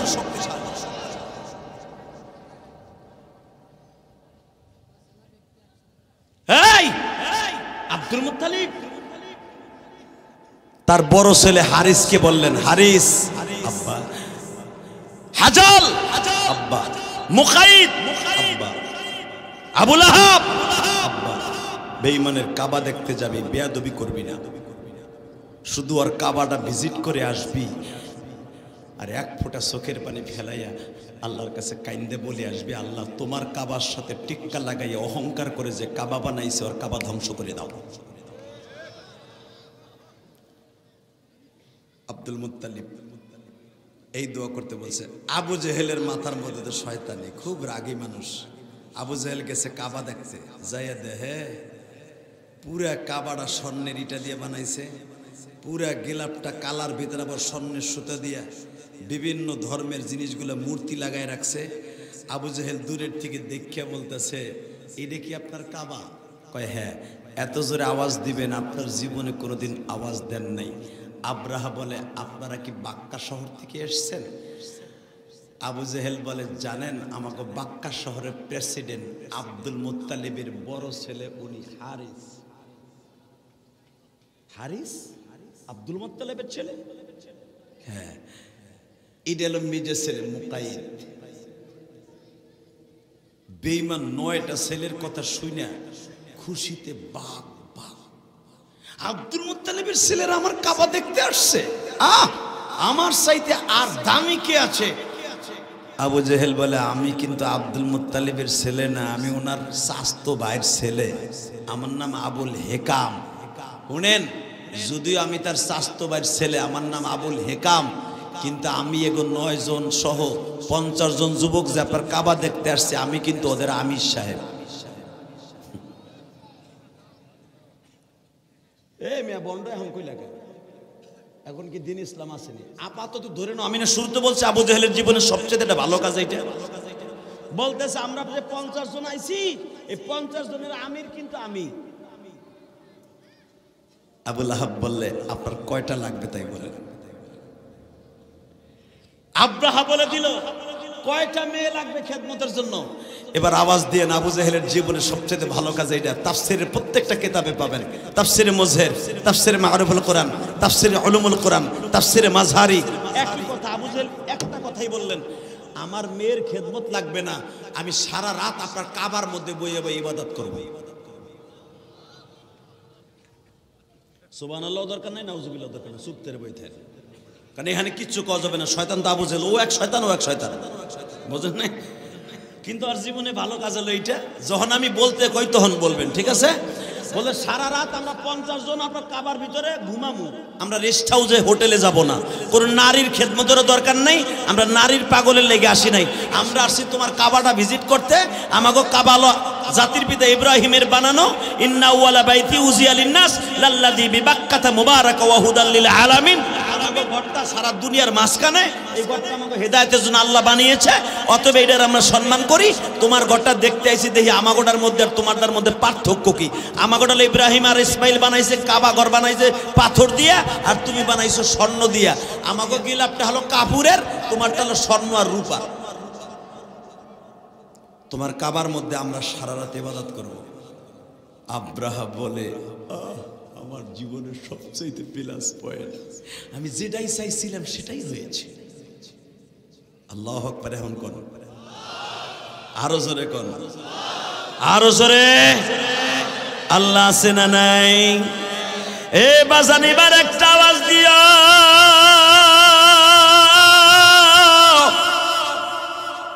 আব্রাহা দামি দামি খাবার উট আস্তা জবাই দিয়া বাবা পাকাইয়া ভুনা করিয়া বিভিন্ন রং বেরঙের খাবার পাকাইয়া আব্রাহার বানানো কাবার চত্বরে বাজান বড় বড় মেহমান খানার আয়োজন করল। আবু জেহেল খায় আর মুকাইদ রে বলে, হুজুরের চাচা 3 নাম্বার চাচা মুকাইদকে বলে, হারেসকে বলে, হাজলকে বলে, আবু লাহাবকে বলে, ভাইজান বেঈমান আদর করে খাওয়াইতাছে, বেঈমানের জাল উঠাবো রাত 10টার পরে। শয়তান তো শয়তানি, ঠিক না বেঠিক? বাজানরে কাবার মধ্যে 50 জন গোল হয়ে ঘুমাইছে, ডাইরেক্ট সূরা ফিলের তাফসীর দেখে নেবেন উলামায়ে কেরাম। 50 জন ঘুমাইছে, সবাই ঘুমায়। আবু জেহেল কয় আমি কিন্তু ঘুমাবো না, যখন ডাকমু তখন উঠবি, কারণ ওর নাম তো বুদ্ধির বাপ। আবুল হেকাম মানে কি? বুদ্ধির বাপ। তো হুজুরের বড় চাচা হাজেল কইতেছে, এই আজকে কি বুদ্ধি পাকাইছো? কয় বুদ্ধি একটা পাকাইছি, খালি দেখবি। রাত যখন 12টা বাজছে, এইবার আওয়াজ দিয়ে 12টা বাজার পরে আবু জেহেল সবাই উঠ, উঠ, ঘুমাইতেছিস নি? কি হয়েছে বস? লুঙ্গি উঁচা কর। কয় কে? গোল হয়ে বইয়া পায়খানা কর।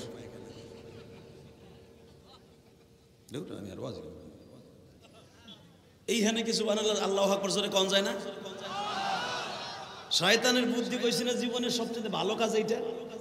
50 জনরে গোল করে বসাইয়া কয় হুন, সারাদিন খাইছর আব্রাহার বাসায়, যত খাইছর সব খাওয়ানো এখানে ঢাল।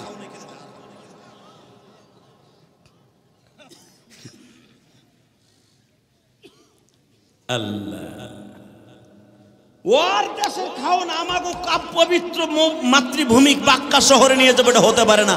ওরটা ওর কাবার মধ্যে ডাইলে থুয়ে যাবো। 50 জন মিলে বাবা এত বড় বড় সারা দিনের খাওন, বুঝছেন না? কেউ 1 কেজি, 1.5 কেজি, 2.5 কেজি পর্যন্ত ফেলছে। বুঝছেন তো কি ফেলছে, বাকি কথা কই লাভ নাই। ফেলনের পরে পায়খানা প্রস্রাব করে পুরা কাবার নান্ডি বাস্টি করে দিছে। এবার আবু জেহেল কইতেছে, শোন এখন বেরোবি নাকি ফজরের আগ দিয়ে বেরোবি? কয় হুন, এখন তো রাস্তাঘাট চিনি না, ফজরে আজান দিলে বাক মনে, তখন তো আর আজান মাজান ছিল না। আল্লাহু আকবার জোরে বলতে পারেন না? বলতেছে পশু পাখি যখন কিচির মিচির আওয়াজ দেবে তখন মনে করব পূর্বাভাস হচ্ছে, একটু পরে পূর্ব গগন থেকে সূর্য উদিত হবে। কথা ঠিক না বে? ঠিক। রক্তিম লালিমা সারা পৃথিবীতে ছড়িয়ে পড়বে, এটা আবু জেহেল বলতেছে একটু পরে আমরা যাব, এখনো সূর্য উদিত হওয়ার টাইম হয় নাই, আওয়াজ দেয় নাই, কিচির মিচির আওয়াজ হয় নাই পাখিগুলির। অতএব একটা কাজ কর, আপাতত সাইবে সুইবে থাক। কয় যে আজ্ঞা থুলামে হেনে কেমন ঘুমাবো? কথা খাড়ায় থাক। ঠিক বাইরে হবার আগে এইবার একটা ইন্টারেস্টেড, বাইর হওয়ার আগে কয় আর একবার একটু পায়খানা কর। কয় বেটা পেট ক্লিয়ার কর, কোটা মুইটা কর। আবারও করছে। আল্লাহু আকবার জোরে বলেন তো। বাজানরে 2 বার করার পরে এবার আবু জেহেল বলে গাট্টি বুসকা নিয়ে দৌড় মার। ওর ঘরের মধ্যে যা কিছু স্বর্ণের আছে সব গাট্টির মধ্যে ভর। বেঈমানের যতগুলা স্বর্ণের দামি দামি পুতুল আছে সবগুলা বস্তার মধ্যে ভর। বাজান শয়তানের মাথার মধ্যে শয়তানি সব লয়ে যখন 50 জন ঘোরার পরে সবার হয়ে রওনা দিছে, সকালবেলা আবার দেখেন কি করছে, বাহির দিয়ে তালা মাইরা থুয়ে গেছে। বেঈমান সকাল 8টার সময় আসছে, মেহমানগুলা মসজিদে ঘুমাইলো। দেখিন অবস্থা কি হইল। দাওয়াত ও তাবলীগের অনেক হিরুনসি আছে বাবা, মসজিদে ঢুকে 3 দিনের কথা বলিয়া অনেকে আছে মসজিদের ফ্যান কাটটির মধ্যে ভরে নিয়ে চলিয়ে যায়। আসলে বাজারের দাওয়াত ও তাবলীগের দোষ না, ওইটা হলো আগের থেকেই চোর। কথা বল না কেন? এই জন্য তাবলীগ জামাতের গালি দিবেন না, খবরদার। ও আগের থেকেই চোর, ও চোর হয়ে মসজিদে ঢুকছে, তাবলীগ করে ঢোকে না। কষ্ট হইতেছে, টাকা নাই দেখে। যখন সকাল হয়ে গেছে শয়তান তালা দেয় বাহির দিয়ে মারা, ভিতরে কোনো আওয়াজ শব্দ নাই, তালা বাইরে ভাঙ্গে দেয়। বুঝেন নাই? এখন আমার থেকে নেবেন সূরা ফিলের তাফসীর। বেঈমান ওখান থেকে শপথ গ্রহণ করলো, ওখান থেকে শপথ, আমার কাবাকে অপমান করেছে। আমি বাইতুল্লাহ অর্থাৎ বাক্কা শহরের সমস্ত কাবাকে এবং কাবাকে আমার হাতির সুরের সাথে বেঁধে কাবাঘর ভেঙে ফেলবো। আরো জোরে কর, আরো জোরে। পারছে? অহংকারী জালিম পারছে? শোনেন এবার আমার সাথে। বাজান রে, বেঈমান যখন 1-2 হাজার না 40,000 হাতির বাহিনী লইয়া বাক্কা শহরের মধ্যে ঢুকলেন, এমন টাইমে বেঈমান ঢুকছে বাবা। এবার একটা আওয়াজ দিয়ে নেই, বেঈমানের আসতে আসতে 1-2 মাস সময় লাগে নাই বাবা, সৈন্য সামন্ত গোছাইতে গোছাইতে প্রায় 1 মাসের কাছাকাছি চলে আসছে। বেঈমানের আসতে 1 মাস সময় লাগছে, যাইতেও 1 মাস সময় লাগতো আমানে বাবা। এবার একটা আওয়াজ দিও, এই সময়ের ভিতরে আমার কলিজার টুকরা নবীর বাবা আমিনার সাথে বিবাহ হয়ে গেছে বাবা।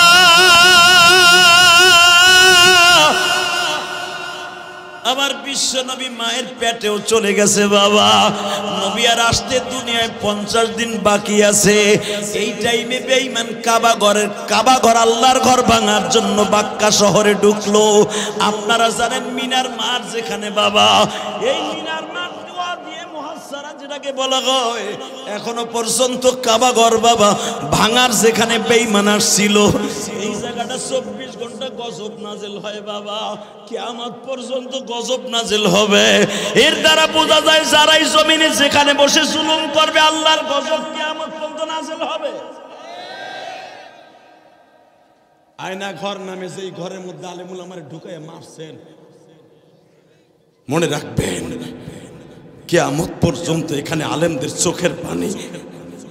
অনেক আলেম উলামা এইভাবে বলে, আপনাদের কাছে তো ওয়াজের মাঠে ওইটা বলে না, আমাদের কাছে আমাদের লেভেলের বক্তারা বলে। জিহাদি ভাই, আপনি তো ওই আয়না করে ছিলেন না বছরকে বছর, শোনেন, বিশ্বাস করেন, হাত পা উপরের দিকে বেঁধে উলাঙ্গ করে এমন মাইট দিত, তারা হিন্দিতে কথা বলতো। তখন চোখের পানি ওয়ালের সাথে লাগাই দিয়ে আসতাম, চারিদিকে অন্ধকার, ওজুর পানি নাই, গোসল নাই, চোখের পানি দিয়ে বলতাম, আল্লাহ তুমি কই, একটা বিচার তুমি দেখাও না আল্লাহ।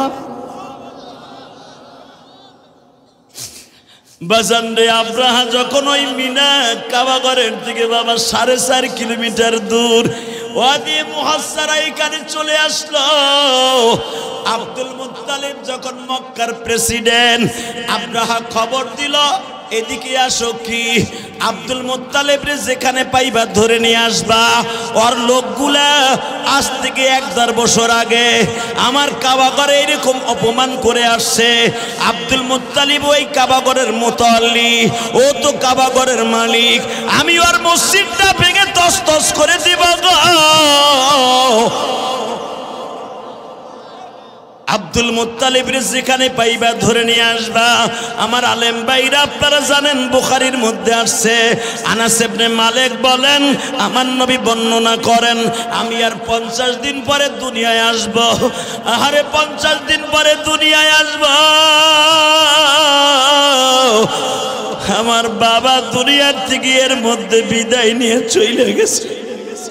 আব্দুল মুত্তালিবের অন্তরটা ক্ষত বিক্ষত।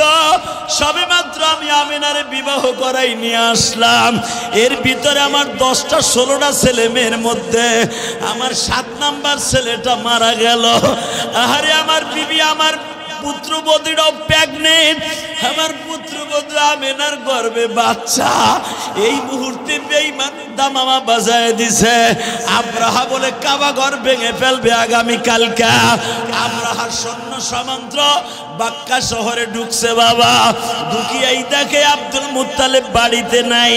আব্দুল মুত্তালিবের গোলাম মারিয়া, কাজের বুয়া মারিয়া বাবা 50টা উট লয়ে চলে গেছে মিনায়।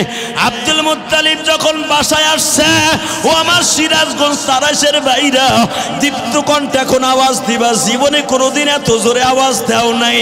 আমার মাবুদের কোরআনের ডাইরেক্ট তাফসীর আব্দুল মুত্তালিব বাসায় আসিয়া শুনতে পাইলেন, মা আমেনা আমার নবীকে পেটে রাইখা দরজার চৌকাঠ ধরে কাঁদে আর বলে, আব্বা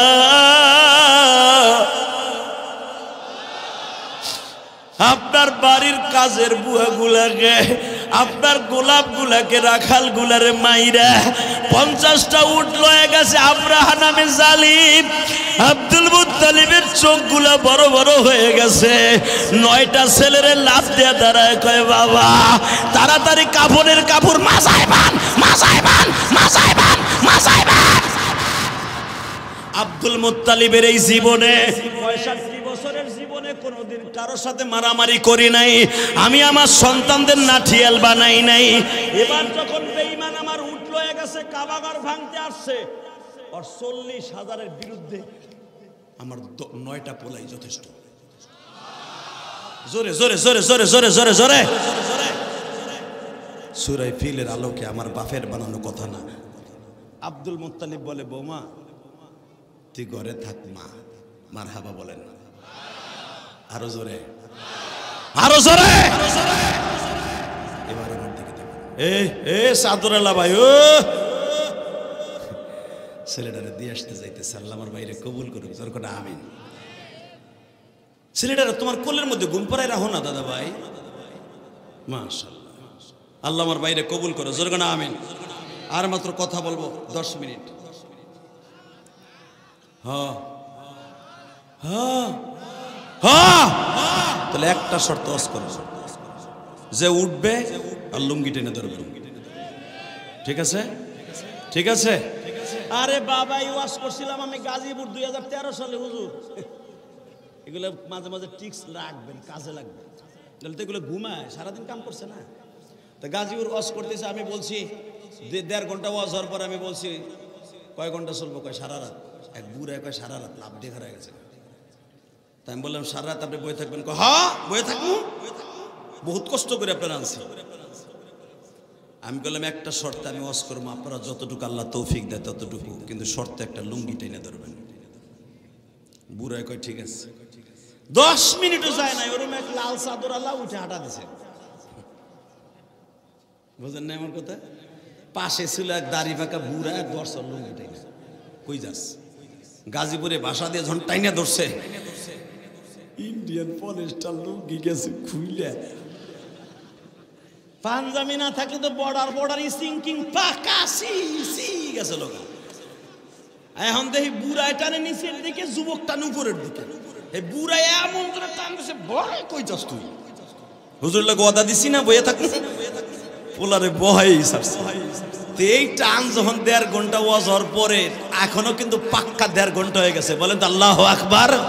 ধরেন এই টাইমেই ওই টান নি দেখে সামনে এক চাচা, হের পোষা পাইছে 1/2 ঘন্টা আগে, ওই টান দেখে আর ওই বেটা ওঠে নাই। এই সভাপতি যদি এখন প্রস্রাবের নাম দিয়ে যায়, আপনি মেনে নিবেন? ওই টান টুন দেখে বুড়া বেটায় চিন্তা করে, ওই যে স্যারা টান খাইছে, আমি যদি বুড়া বয়সে টান খাই বিপদ হয়ে পড়ব, ধরো উঠবো না, যা করে খোদায়। কিন্তু ভাই প্রস্রাবে কি আর কথা শুনে? ও তো খালি বাইরেই চায়, বাইরেই চায়। বুড়ায় চিন্তা করে, আমি এমনি বইয়ে খেরের মধ্যে আস্তে আস্তে সারি। চিন্তা করে যে আমি যে সারমু, এই গরম পানি যদি আবার আরেকজনের পিছনে যায়, তখন তো কবে সার পানি করতে হইল, তার এক বিপদ। একটু পরে বুড়ে আর এক বাংলা বুদ্ধি, চাইনিজ মিলাই একটা বুদ্ধি বাইর করছে। সেটা হলো চাইনিজ বুদ্ধি, ওই যে প্লাস্টিকের ঠোঙ্গা জুতা পায় দেন আমার বাপেরা, প্লাস্টিকের ওইটারে লুঙ্গির মধ্যে নিছে, নিয়ে খুব কড়া কইরা, খুব সিক্রেট ভাবে আস্তে আস্তে করে ছাড়ছে।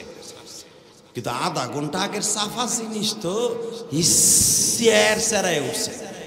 যখনই স্যার স্যারায় উঠছে, গো বাবা, এক ডিজিটাল পোলা লাভ দিয়ে কয়, চাচা আওয়াজ হয় কি? পানির আওয়াজ কি? চুপ কর, চুপ কর, চুপ থাক, জেহাদের ডরে মুতে দিছি, চুপ কর বেটা।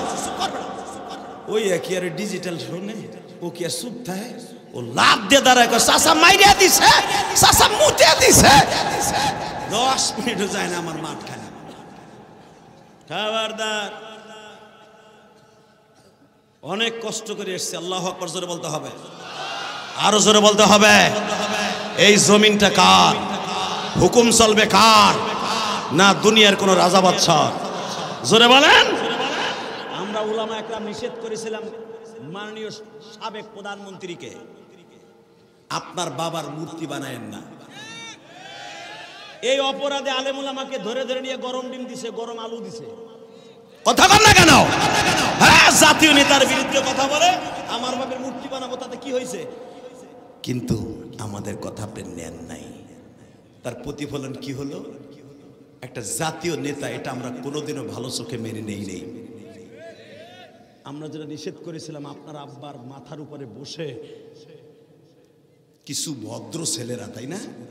এরা ভদ্র, এরা অপরাধ করতে পারে একজনে, এই জন্য কিন্তু একজন নেতাকে এইভাবে অপমান করে না। আলেম ওলামা কেন এই ভাইরা বিএনপি করুক আর আওয়ামী লীগ করুক কেউ মেনে নেবে না, কথা বলে না কেন? কিন্তু আপনি একটু চিন্তা করে দেখেন, সাবেক মাননীয় প্রধানমন্ত্রী, আমরা যেটা নিষেধ করেছিলাম আমাদের নিষেধ মানেন নাই, আমাদেরকে অপমান করেছেন, কিন্তু আমাদের অপমানের চাইতে কোটি কোটি গুণ অপমান আপনি অন্তরে অনুভব করেছেন। আরে তোর মাইক রে, আরে তোর মাইক, একসাথে বলতে হবে, এই বাদশা আব্রাহা অহংকারে গাম্ভীর্যতায় যখন আব্দুল মুত্তালিবের উটগুলো ধরে নিয়ে গেল, আব্দুল মুত্তালিবকে না পেয়ে আব্দুল মুত্তালিবের একটা কায়দায় কুলিয়া জানা ছিল, এই ভলান্টিয়াররা আর কোনো দায়িত্ব তোদের নাই, সবাই মাঠে বস, সব ভলান্টিয়ার গুলো মাঠে বসবে এখন। আল্লাহু আকবার জোরে বলেন তো। ভলান্টিয়ারের সমস্ত ছেলেগুলো মাঠে বসবে, ওগুলা গেল হুদা মেলার মধ্যে ঠেলা খাইতেছে। এ তোমাদের ই কই, ওদেরকে সব মাঠে বসাই দাও, এখন তোমাদের আর কোনো কাজ নাই, সব মাঠে বসো। ওইখানে বসে কুসুর কুসুর কথা কইতেছে, এ বেটা সব মাঠে বস। আল্লাহ কবুল করেন, জোরে কানা আমিন। কষ্ট হইতেছে বাবা, শুধু আমার দিকে তাকাবেন, এই জমিনের মালিককে। আরে আল্লাহ দেখেন কি পারে। আব্দুল মুত্তালিব বলে, বৌমা আমেনা, জি আব্বা। ও মা, আব্রাহা তো আমার উট নিয়ে গেছে, মা তুই তো আমার বললি, এখন বল আমি ওর কাছে যে কি বলবো। কারণ আব্দুল মুত্তালিবের জানা আছে আমেনার পেটে যিনি আছেন উনি দুজাহানের বাদশা। জোরে জোরে জোরে জোরে জোরে জোরে জোরে জোরে জোরে জোরে জোরে।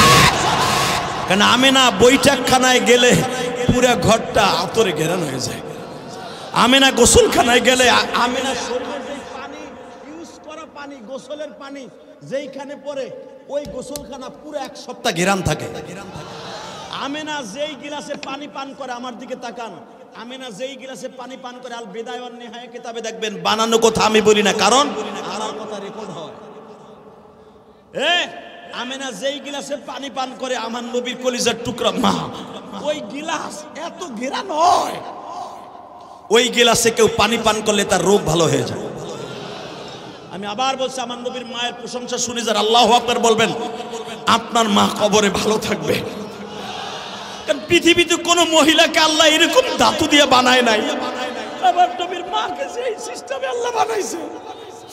আমেনা শরীর থেকে এত ঘেরান আসতো, আমেনাকে আশেপাশের মেয়েরা বলতো, যখন আমেনা কাবা ঘরে ঢুকতো নবীরে পেটে নিয়ে, তখন কাবা ঘরে যত মহিলা থাকতো সব মহিলাগুলো বলতো, আমেনা তোমার স্বামী নাই, তুমি নারী বিটি, তুমি এত দামি আতর ইউজ করো কেন? কারণ ওই জামানায় স্বামী মারা গেলে আতর ব্যবহার করা জায়েজ থাকতো না, ওই জামানায় নিয়ম ছিল। সবাই আব্দুল মুত্তালিবের কাছে অভিযোগ করলো, তোমার পোলা গেছে মরিয়া, তোমার পোলার বউ এমন আতর ব্যবহার করে সারা দুনিয়ার মানুষ পাগল হয়ে যায়। আব্দুল মুত্তালিব অভিযোগ শুনে বললেন, বৌমা তুমি আতর কোথা থেকে আনো বলো, কোন বাজার থেকে? আমেনা বলে, আব্বা আতর তো একদিন, 2 দিন, 3 দিন থাকে, আতরে ঘেরান। আব্বা আতর কি মাসকে মাস থাকে? আপনি কি জীবনে দেখছেন আমি কোনো দোকান থেকে কোনো আতর কিনছি? না আব্বা, আসলে আতর আমার না, আমার পেটে যিনি আছেন ওনার বরকত। জোরে জোরে জোরে জোরে জোরে জোরে জোরে। যেই নবী মার পেটে থাকলে মার নিঃশ্বাস থেকে আতরে ঘেরান আসে, মার পায়খানা থেকে ঘেরান আসে, প্রস্রাব থেকে ঘেরান আসে। আমার ওই নবীকে বাংলার জমিনে যদি কেউ অপমান করে কথা কয়, ওর জায়গায় পুঁতে ফেলাবো, ওর জায়গায় কল্লা উড়াই দেবো। কে কে রাজি আছো? উলামে একরাম আল্লাহকে দু হাত তুলে দেখাইয়া দাও।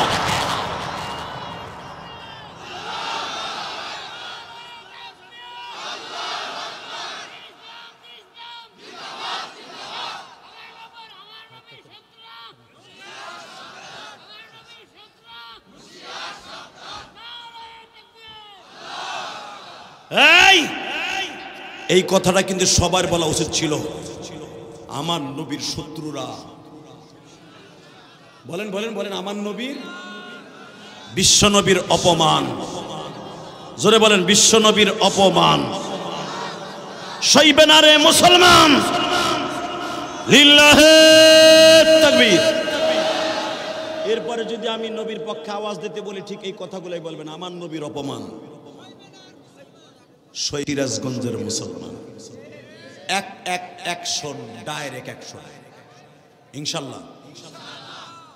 মা, আব্বা, ওমা, আব্বা, আমি আব্রাহার কাছে যাব, কোন সিস্টেমে গেলে আমি বিজয় হব তুমি আমাকে বলে দাও।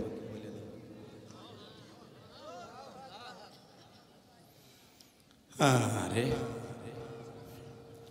এবার একটা আওয়াজ দিন গো বাবা, আমি বুঝছি আপনাকে ওই মাঠে এমন কোনো বক্তা আসে নাই যে আপনাকে দিয়ে এইরকম কথা বলাবে, আমি মনে হয় প্রথম। কিন্তু মনে রাখেন কথাগুলো একদিন মনে রাখবে যেদিন কবরে চলে যাবেন। আপনারা তো বোবা মানুষের মতো ওয়াজ শোনা পার্টি, কিন্তু আমি তো বোবা মানুষের মতো ওয়াজ করা পার্টি না। আমারে যদি আপনার আমার কাছ থেকে কিছু নিতে হয়, আমারে খুশি রেখে আওয়াজ দিয়ে আল্লাহরে খুশি রেখে নিতে হবে। এবার একটা আওয়াজ দিবেন, রেডি? কোনোদিন দেন বা না দেন, আজকে দিয়ে না। আমি না, তুমি যেইভাবে বলবা মা, আমি ওইভাবে বেঈমানের সামনে যাব। কারণ আব্দুল মুত্তালিব জানে আমার মা আমেনা যেভাবে আমাকে কমেন্ট করে ওইভাবে যদি আমি কাজ করি আমি বিজয় হব। কারণ আমেনার পেটে যিনি আছেন, ওমা আরসালনাকা ইল্লা রাহমাতাল লিল আলামিন।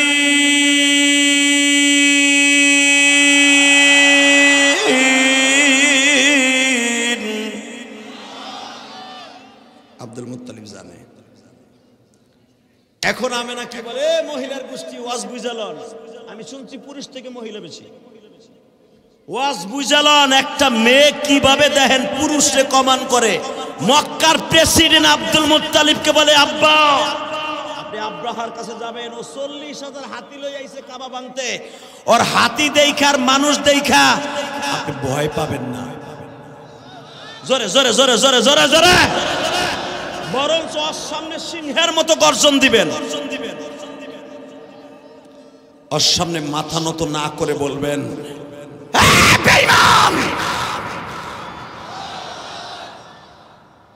আমার ঊর্ধ্বে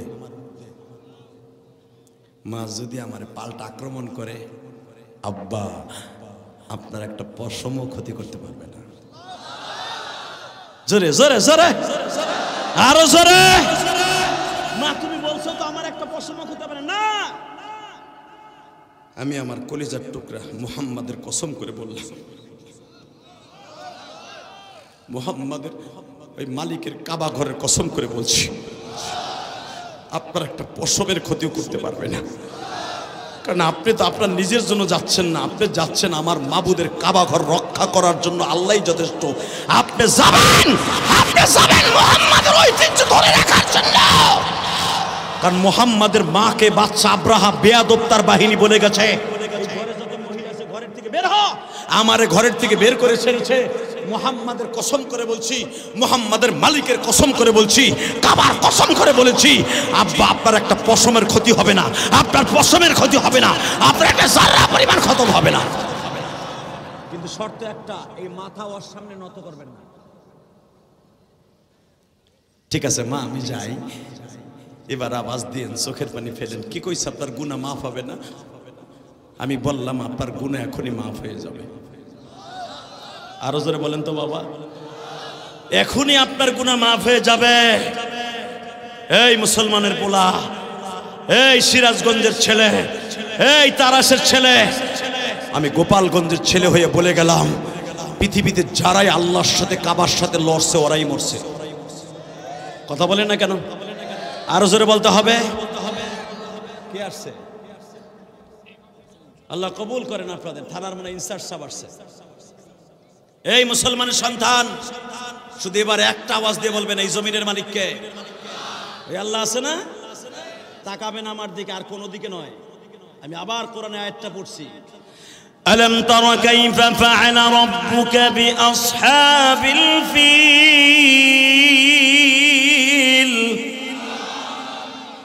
আলম ইয়াজআল কাইদাহুম ফি তাদলিল। কথাগুলো কার? ও নবী আপনি দেখেন নাই, আপনার মার পেটের থেকে দেখেন নাই? আপনার দাদা যখন আব্রাহার কাছে গেছে, আপনার মা তাকে বলে দিয়েছে মাথাটা নত হবে না, মাথা নত হবে কার সামনে? প্রথম আব্দুল মুত্তালিব যেই বলে, এই তোমাদের মধ্যে আব্রাহাকে, এই তোদের মধ্যে আব্রাহাকে, পৃথিবীর সবচেয়ে বড় ডিক্টেটর স্বৈরাচার জালিম ছিল আব্রাহা। তার সামনে দাঁড়ায় এইভাবে কথা বলার মতো সিংহ পুরুষ তদরিন কালে পৃথিবীতে আর একজনও ছিল না। একজনই ছিল আব্দুল মুত্তালিব। এবার আপনার জোরে আওয়াজ দেন, আল্লাহ খুশি, আমিও খুশি। আপনাদের থানার ওসি সাহেবটা, এসআই সাহেব আমি জানি না, ওসি মারহাবা, দোয়া করি ওসি সাহেব আওয়াজ বন্ধ করেন। এই জমিনের মালিককে, এত বড় একটা দামি মানুষ, আপনাদের পুরা তারাস থানার একজন ইনচার্জ, সে আমাদের পাশে বসে আছে, সে আমাদের সম্মানীয় ব্যক্তি। যেরকম লিল্লাহে তাকবীর। শুধু আমার দিকে তাকাবেন। এই জমিনের মালিককে, ক্ষমতা কে দেয়, ক্ষমতা কে নেয়? যাদের আঙ্গুলের ইশারায় প্রশাসন চলতো, কয়েকজনের ইশারায় চলতো, তারা আজকে কোথায়? আল্লাহ কে দেয় ক্ষমতা? কে দেয় ক্ষমতার থেকে লাথি মেরে কে নামায়? ওই আল্লাহ এখনো আছে না? দেখেন আব্রাহারে কেমনে কি করে। এই মুসলমানের বলে আব্দুল মুত্তালিব যখন বলছে তোদের মধ্যে আব্রাহাকে, আব্রাহার যে সবচেয়ে বড় খাদেম ছিল, তার যে পিএস, এই তোর নাম কি? এটা আমার বাপের বানানো কথা না। ওই যে আমেনা ব্যাটারি চার্জ দিয়ে দিয়েছে, আব্বা বেঈমানের সামনে মাথা নত করবেন না। এটা আব্দুল মুত্তালিবের শক্তি না, আল্লাহর দেয়া শক্তি। আমেনার ব্যাটারি চার্জ। যখনই বলছে চোপ, সবগুলো চোপ। আব্রাহা 40,000 হাতি লই আইছে। আলাম তারা কাইফা ফাআলা রাব্বুকা বিআসহাবিল ফিল।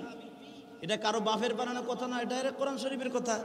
এত বড় জালিম যে 1 বছর পর্যন্ত যুদ্ধের সরঞ্জাম রেডি করেছে, যত অত্যাধুনিক অস্ত্র ওই জামানার সব অস্ত্রগুলো সে অ্যাটেন্ড করে পুরা প্রিপারেশন নিয়ে বাক্কা শহর দখল করছে।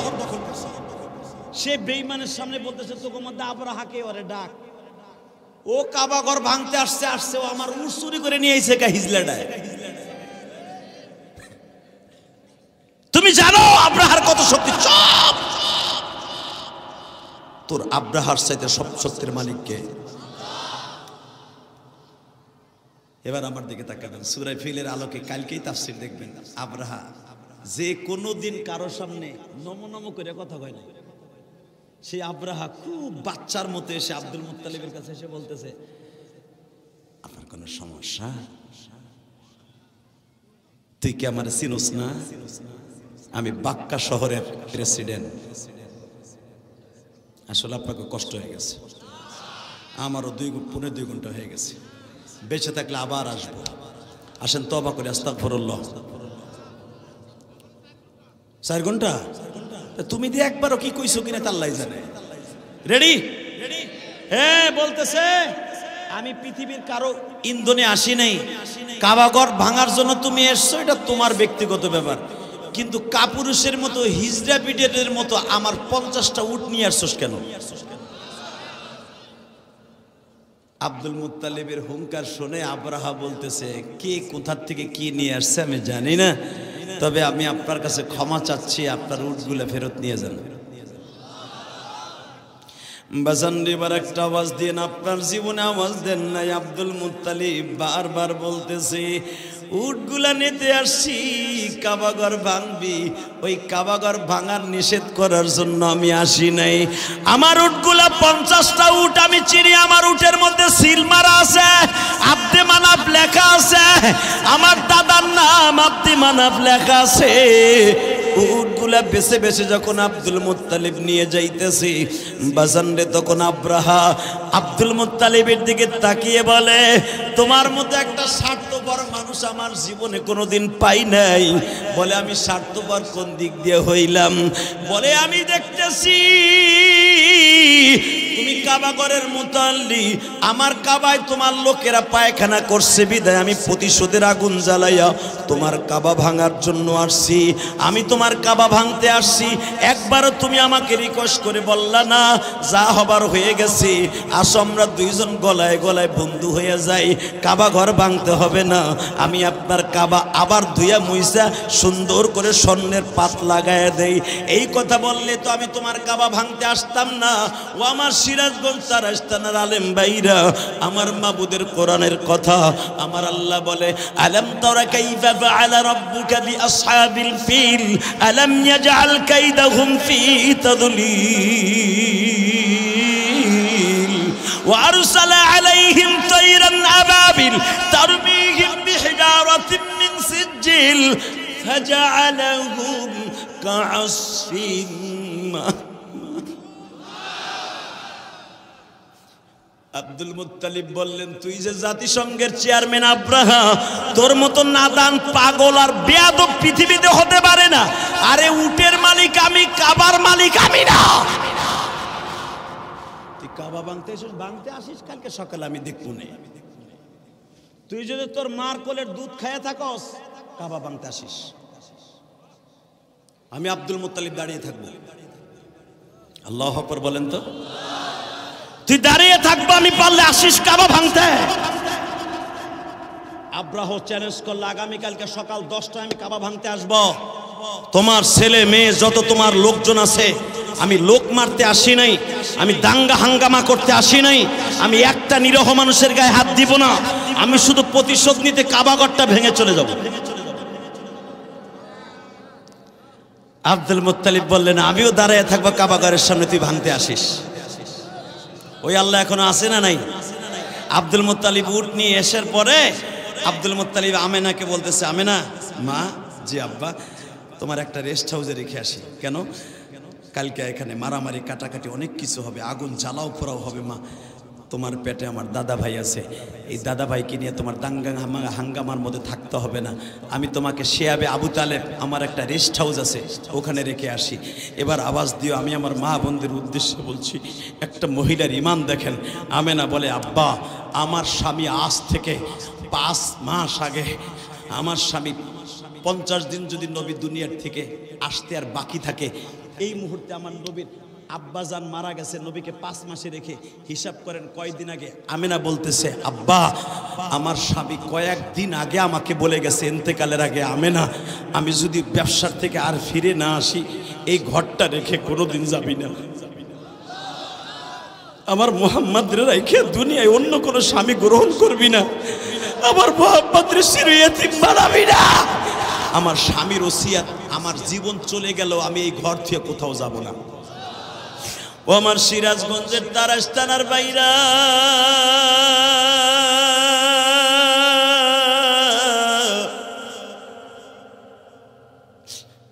মা আমিনা বলে, আপনারা সবাই যান, আমি কাবা ঘর রাইখা যাব না। আমার স্বামী আমার বাসর ঘরে, যেইখানে আমার সবচাইতে বড় নেয়ামত আমার মুহাম্মদকে আমার পেটে দিয়ে গেছে, আমার মুহাম্মদকে নিয়ে আমি কোথাও যাব না। যদি যেতে হয় আমার লাশ যাবে। আব্দুল মুত্তালিব বলে, বৌমা, তুমি বাচ্চা আব্রাহা বেয়াদবরে চিনো না। আমিনা বলে, আমি পৃথিবীর কাউকে চিনতে চাই না, আমার মালিক যদি বলে তাহলে আমি যাব।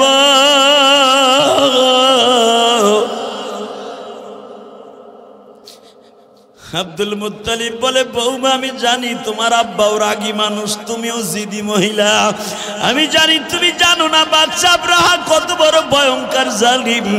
মা আমিনা বলে, আমার আল্লাহর চাইতে বড় রাগী আর কেউ নাই, আমার আল্লাহর চাইতে বড় দয়ালুও কেউ নাই। আমার একটা আল্লাহর নাম হলো কহার, সবচাইতে শক্ত নিষ্ঠুর, আর একটা নাম হলো রহমান রহিম। ওনার চাইতে বড় শক্ত, ওনার চাইতে বড় দয়ালু এই পৃথিবীতে কেউ নাই। আমি দেখবো আমার চোখের সামনে কেমনে কাবাঘর ভাঙে। এবার দেখো, চোখের বাড়ি ছেড়ে দিবা। যখন সকাল হয়ে গেল, মা আমেনা এই এইরকম একটা বাজান রুমাল গায়ে দিয়া। এবার দেখো রাত ৩টার সময় মা আমেনা কাবা ঘরের সামনে একটা রুমাল গায়ে দিয়া আর একটা রুমালকে পেটের সাথে বাইন্দা বাবা এইভাবে বাগা পেঁচ দিয়া কাবা ঘরের সামনে দাঁড়াইয়া আমার আল্লাহ কোরআনে বলে আলাম তারা কাইফা ফাআলা রাব্বুকা বিআসহাবিল ফিল। নবী আপনার মা যখন এইভাবে রুমালটা বাঁধিয়া যখন আপনার রুমাল বাঁধছে আমি তো দেখতাছি আপনার মার বাঁধার কারণে পেটে আপনি চাপ খাইছেন, আপনি পেটের মধ্যে ব্যথা পাইতেছেন, কারণ আর মাত্র 50 দিন পরে আপনি দুনিয়ায় আসবেন। নবী আমি আল্লাহ কষ্ট পাইতেছি। আপনার মা যখন বলতেছে আলাম তারা, আপনি কি দেখেন নাই কাইফা ফাআলা, আপনার মায়ের দৃশ্য আর আব্রাহার দৃশ্য। আল্লাহ কোরআনে আপনি দেখেন নাই, নবী কি জীবিত? হ্যাঁ নবী তো জীবিত, দুনিয়ায় না, উনি তো মায়ের পেটে। দেখলো কেমনি? আল্লাহ কোরআনে তো তাই বলে কাইফা ফাআলা রাব্বুকা বিআসহাবিল ফিল। আপনি কি দেখেন নাই আব্রাহারে আমি কেমনে ধ্বংস করেছিলাম? এবার কানবেন। আমি জানি না এই মজমার মধ্যে কার মা নাই, কার বাবা নাই। আমি আপনার মতো একটা মা হারা সন্তান। ওই গোপালগঞ্জের জমিনে ঘুমিয়েছে আমার মা। আমার মা আমাকে 12 বছর বয়সে বলছে ইলিয়াস রে তুই যদি আলেম হস আমি তোরে দুধের দাবি ছেড়ে দিব। আল্লাহু আকবার, জোরে বলতে পারলেন? ইলিয়াস তুই যদি আলেম হস আমি মায়ের জন্য কবরের পাশে দাঁড়ায় দাঁড়িয়ে দোয়া করবি। বাজান আমার নবী দেখেন মায়ের কত পাগল। যখন আমার নবী মায়ের পেটের উড়নাটাকে এইভাবে বাঁধার কারণে কষ্ট পাচ্ছে, আমার নবীও পেটের মধ্যে বসে বলতেছে আল্লাহ আমার মায়ের সম্মানে অন্তত তুমি কাবাঘর রক্ষা করো। জোরে জোরে জোরে জোরে জোরে জোরে জোরে জোরে আল্লাহ তোমার ঘর তুমি রক্ষা করো। আল্লাহু লা ইলাহা ইল্লা হুয়াল হাইয়ুল কাইয়ুম ইন্নাহু আলা বাইতি উযিয়া লিন-নাস লাল্লাযী বিবাক্কাতা মুবারাকাও ওয়া হুদাল লিল আলামিন ওয়া হুদাল লিল আলামিন। আমার বাবা আদমের বানানো কাবা, আমার বাবা ইব্রাহিমের বানানো কাবা। যদিও কাবা তুমি বানাও নাই, বানাইছে আমার বাবা আদম, আমার বাবা ইব্রাহিম, কিন্তু অর্ডার দিয়েছো তুমি। কনস্ট্রাকশন ইঞ্জিনিয়ার তুমি, কনস্ট্রাকশনের দায়িত্ব তোমার হাতে। এত দ্রুত কোনো জালিমের হাতে কাবা ধ্বংস হয়ে যেতে পারে না। এই কথাগুলো যখন বলতেছে এবার আওয়াজ দিয়েন আব্দুল মুত্তালিব কিন্তু পিছনে। ও আল্লাহ আমি জানি আমেনার কোনো দাম নাই, আমি জানি আমার শ্বশুর আব্দুল মুত্তালিবের দাম নাই, কিন্তু তোমার কাবা ঘরের প্রত্যেকটা ইটার দাম আছে, আছে না নাই? এই জালিম আব্রাহা কাবা ভেঙে ফেলবে 10টার সময় আসতেছে, তুমি আব্রাহাকে জীবনের তরে নিস্তানাবুদ করে দাও। আল্লাহু আকবার জোরে বলেন তো দেখি। এই আমি আল্লাহু আকবার জোরে বলতে হবে। মনে রাখবেন সব ক্ষমতার মালিককে, হ্যাঁ ওই আল্লাহ আছে না? তা না হলে এই যে ছাত্র সমাজ, কলেজের বন্ধুরা অস্ত্র নাই বস্ত্র নাই, খালি পিকেট দিয়া একটা সরকারের পতন ঘটাই ফেলাইতে পারে। এটা ছাত্র সমাজের শক্তি না, শক্তি কোথার? জোরে বলেন কোথার? শুধু এবার আমার দিকে তাকাবেন আর চোখের পানি ছাড়বেন। যখন আমার নবী মায়ের পেট থেকে বারবার বলতেছে আল্লাহ তুমি আমার মায়ের সম্মান রক্ষা করো, এদিক দিয়ে আমেনার চোখের পানিও কবুল হয়ে গেছে। হঠাৎ করে আমার আল্লাহ বলতেছে কাইফা ফাআলা রাব্বুকা বিআসহাবিল ফিল আলাম ইয়াজআল কাইদাহুম ফি তাদলিল ওয়া আরসালা আলাইহিম তায়রান আবাবিল। নবী আপনি কি দেখছিলেন না আমার পেটের থেকে ওয়া আরসালা আলাইহিম তায়রান আবাবিল, আমি কেমনে যাকে যাকে পাখি পাঠাইছিলাম। তারমিহিম বিহিজারাতিন মিন সিজ্জিল, এক একটা পাখিতে 3টা করে বোমা আনছিল। কয়টা? জোরে কোন, আরো জোরে। কয়টা? একটা পাখির বোমা। আমার দিকে তাকান, সূরা ফিলের আলোকে তাফসীরে মারুফুল কোরআনে দেখবেন ওই বোমাগুলা কি অনেক বড় বড় স্কট ক্ষেপণাস্ত্র, এলএমজি এফএমজি 47, ওইটা না। সোলা বুট যতটুকু, সোলা বুট চিনেন না? যদি না চিনে থাকেন, জাগোবাড়ি ছাগল আছে, জাগোবাড়ি সকালবেলা যখন উনি লেফটিন করে চাইয়ে থাকবেন ওনার পিছনের দিকে, এই সোলা সোলাবিটের কোয়ালিটিতে ছোট্ট ছোট্ট পাখির ছোট্ট ছোট্ট পাথরগুলা, একটা হলো মুখে, দুইটা হলো দুইটা পায়। বেঈমানের এক একটা সৈন্যের মাথার উপরে একটা একটা করে ছাড়তেছে। জোরে জোরে জোরে জোরে জোরে। وأرسل عليهم طيرا أبابيل ترميهم بحجارة من سجيل فجعلهم كعصف مأكول। আল্লাহ বলতেছে আপনি তো নামাজের মধ্যে পড়েন, জানেন এই সূরাটার কত দাম? এই সূরা যদি কেউ মাগরিবের নামাজে আর এশারের নামাজের প্রথম বেতেরের প্রথম রাকাতে পড়ে, ওই ব্যক্তির যৌবন কোনোদিন নষ্ট হবে না, ওই ব্যক্তির চোখ কোনোদিন নষ্ট হবে না, ওই ব্যক্তি কোনোদিন মারাত্মক রোগের মধ্যে পড়বে না। মনে রাখবেন, মাগরিবের নামাজের প্রথম রাকাতে আলহামদুলিল্লাহ বলেন, এশারের নামাজের বেতেরের প্রথম রাকাতে পড়বেন ইনশাআল্লাহ বলেন। তো যখন বাবা এক একটা বোমা মারে, বোমার সাইজ কতটুকু? 16 ফুট। বেঈমান আব্রাহা লম্বা ছিল 14 হাত। আল্লাহু আকবার বলতে পারলেন না? এই 14 হাত বডির মধ্যে যখন প্রথম বোমাটা পড়ে, প্রথম বোমা, ফাজআলাহুম কাআসফিম মাকুল। কোরআনে আল্লাহ বলেন, গরুতে ঘাস চাবাইয়া আবার মুখের থেকে জমিনে ফেললে যে অবস্থা, যে কোয়ালিটি হয়, গরুতে ঘাস চাবাইয়া যদি করে ফেলায় না গরুতে, আল্লাহ সেই কথাই কোরআনে বলতেছে, ফাজআলাহুম কাআসফিম মাকুল। গরুতে ঘাস চাবাইয়া, অথবা আরো সহজ করে দেয়, গ্যান্ডারি রস খান না, ওইটা হলারের মধ্যে ভরিয়া যেভাবে রস বাইর করার পরে সাবলা হয় না, হ্যাঁ, ঠিক আব্রাহার পুরা বডি, 40,000 বাহিনীর বডি, ফাজআলাহুম কাআসফিম মাকুল। পুরা বডির থেকে হাড্ডিগুলা, মাংস সাবানো ঘাসের মতো হয়ে গেল। জোরে জোরে জোরে জোরে জোরে। বাজান রেখানি শেষ না, 40,000 মানুষ বাড়ির কাছের কথা না বাবা, মাত্র একজন বেঁচে ছিল, যেটা আব্রাহার উট চালাইতো বাবা, আব্রাহার হাতি যেই ড্রাইভার চালাইতো, ওই লোকটা ছাড়া সব 40,000 মারা গেল। শুধু একটা উট বেঁচেছে, একটা হাতি বেঁচেছিল বাবা, ওই হাতিটার নাম হলো মাহমুদ। আব্রাহার ড্রাইভার যখন কাবা ঘরের দিকে ভাঙার জন্য সকাল 8টার দিকে বাবা মিনার মাঠ থেকে, ওই জায়গাটাতে এখনো পড়ে আছে, সেই ওয়াদি মুহাসসারা হাজিরা যায় আর চোখের পানি ফেলায়া কান্দে। কেন জানুরি? ওই জায়গাটা আমার আল্লাহর গজবের জায়গা বাবা। আমি দেখতেছি হাজার হাজার মানুষ, একটা মানুষও যায় না। আমার মাবুদের কোরআনের অ্যাকশন গো বাবা।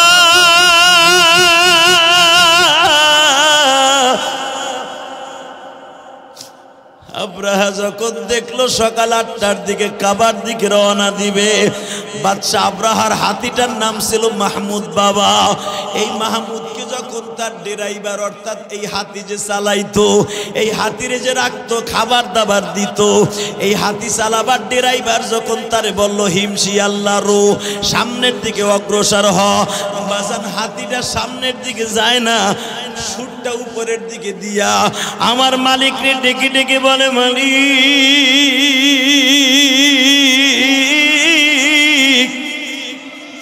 এই জালিম তো জানে না তোমার কাবাঘর কত দামি। আল্লাহ আমি জানি,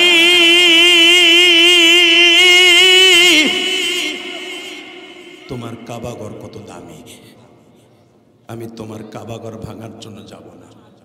ওসি সাহেব চলে যাবে? এ ওসি সাহেব চলে যায় নাকি? কাজ আছে আপনার? আল্লাহ কবুল করেন, জোর করে আমিন। দোয়া করি আল্লাহ আপনাকে আমানতের সাথে রাখুন। সবার মৃত্যু আছে, আল্লাহ যেন মৃত্যুটা ইমানের হাতে দান করে। এ ভাই, ওসি সাহেব যায় কি? তোমারও টাইম শেষ। আল্লাহ যে যায় ওকে বাড়ি ঘর তুমি চিনো। এ দাদা ভাই, এই যে চাচা, ওয়াদা দিলেন যে থাকবেন 12টা পর্যন্ত। আল্লাহু আকবার জোরে বলেন তো। শুধু একটা কথা বলবেন, এই জমিনের মালিককে। ও বাবা, বাদশা আব্রাহা খতম হয়ে গেল, যারাই আল্লাহর সাথে লড়ছে ওরাই মরছে। ঠিক না বে ঠিক? জোরে কর।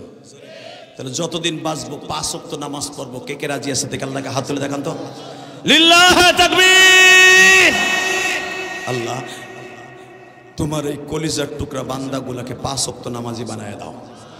জোরে কোন আমিন, আরো জোরে বলো আমিন। এ যুবক, যাইস না হন, তার পাও দুইটা ধরছি যুবক, 2 ঘন্টা মেহনত করার পরে তুই যাবি না। আল্লাহ যেই যুবক ভাইগুলো বসে থাকবে তাদের পরীক্ষায় ভালো রেজাল্ট করার তৌফিক দিবা। আল্লাহ এদের বাবা মাকে তুমি মাফ করে দিবা, এদের সন্তানগুলোকে তুমি কবুল করে নিবা। এবার বলেন তো বাবা, 5 ওয়াক্ত নামাজ পড়ার নিয়ত আছে না নাই? পড়বেন সবাই ইনশাল্লাহ, বলেন তো নামান হাত। আমিও আপনাদের সাথে ওয়াদা দিলাম, আমি মুসাফির হয়ে এই রাত্রি চিন্তা করেন এত কষ্ট করে ঢাকার থেকে আসছি, আবার এখন চলে যাব ঢাকায়। আমি মুসাফির হয়ে ওয়াদা করে গেলাম, অ্যাডভোকেট সাহেব আমার বাড়িতে গেছে, আমার মসজিদ দেখে আসছে, আমার এতিমখানা দেখে আসছে, আমি 4 কোটি টাকা খরচ করে একটা মসজিদ বানাইছি। কেন বানাইছি জানেন? ওই যে আমার নবীজির মায়ের পাগল ছিল, আমি একটা মায়ের পাগল ভক্ত। আমার মা আমাকে 12 বছর বয়সে বলছিল, ইলিয়াস রে, যদি কোনোদিন টাকার মালিক হস একটা মসজিদ বানাইস। আল্লাহ আমাকে বানাবার পরে বাবা আমার ওয়াজের সমস্ত টাকাগুলো মসজিদে যায়। আমার এতিমখানায় খরচ আলহামদুলিল্লাহ বলতে পারলেন না? আমার সরকারি চাকরিজীবী ভাইরা, আমি একটা কথা আপনাদের বলে দিয়ে যাই, যাদের মা দুঃখিনী আজকে দুনিয়ায় নাই, বাবা যাদের নাই, চাকরি করেন ভালো কথা, চাকরির কিছু বেতনের টাকা মা বাবার নামে আল্লাহর রাস্তায় দান করবেন। মা বাবা কবরে শান্তিতে থাকবে ইনশাল্লাহ, বলেন তো আল্লাহু আকবার জোরে বলেন তো। আমার বয়স যখন 12 বছর, আমার মায়ের সাথে জীবনের শেষ কথা, আর আমার নবীর জীবনের শেষ কথা হলো নবীর বয়স যখন 6 বছর। আমার মায়ের কথা হলো 6 বছর, 12 বছর। আমার নবীর মায়ের কথা জীবনের শেষ 6 বছর। ডিফারেন্স হলো 6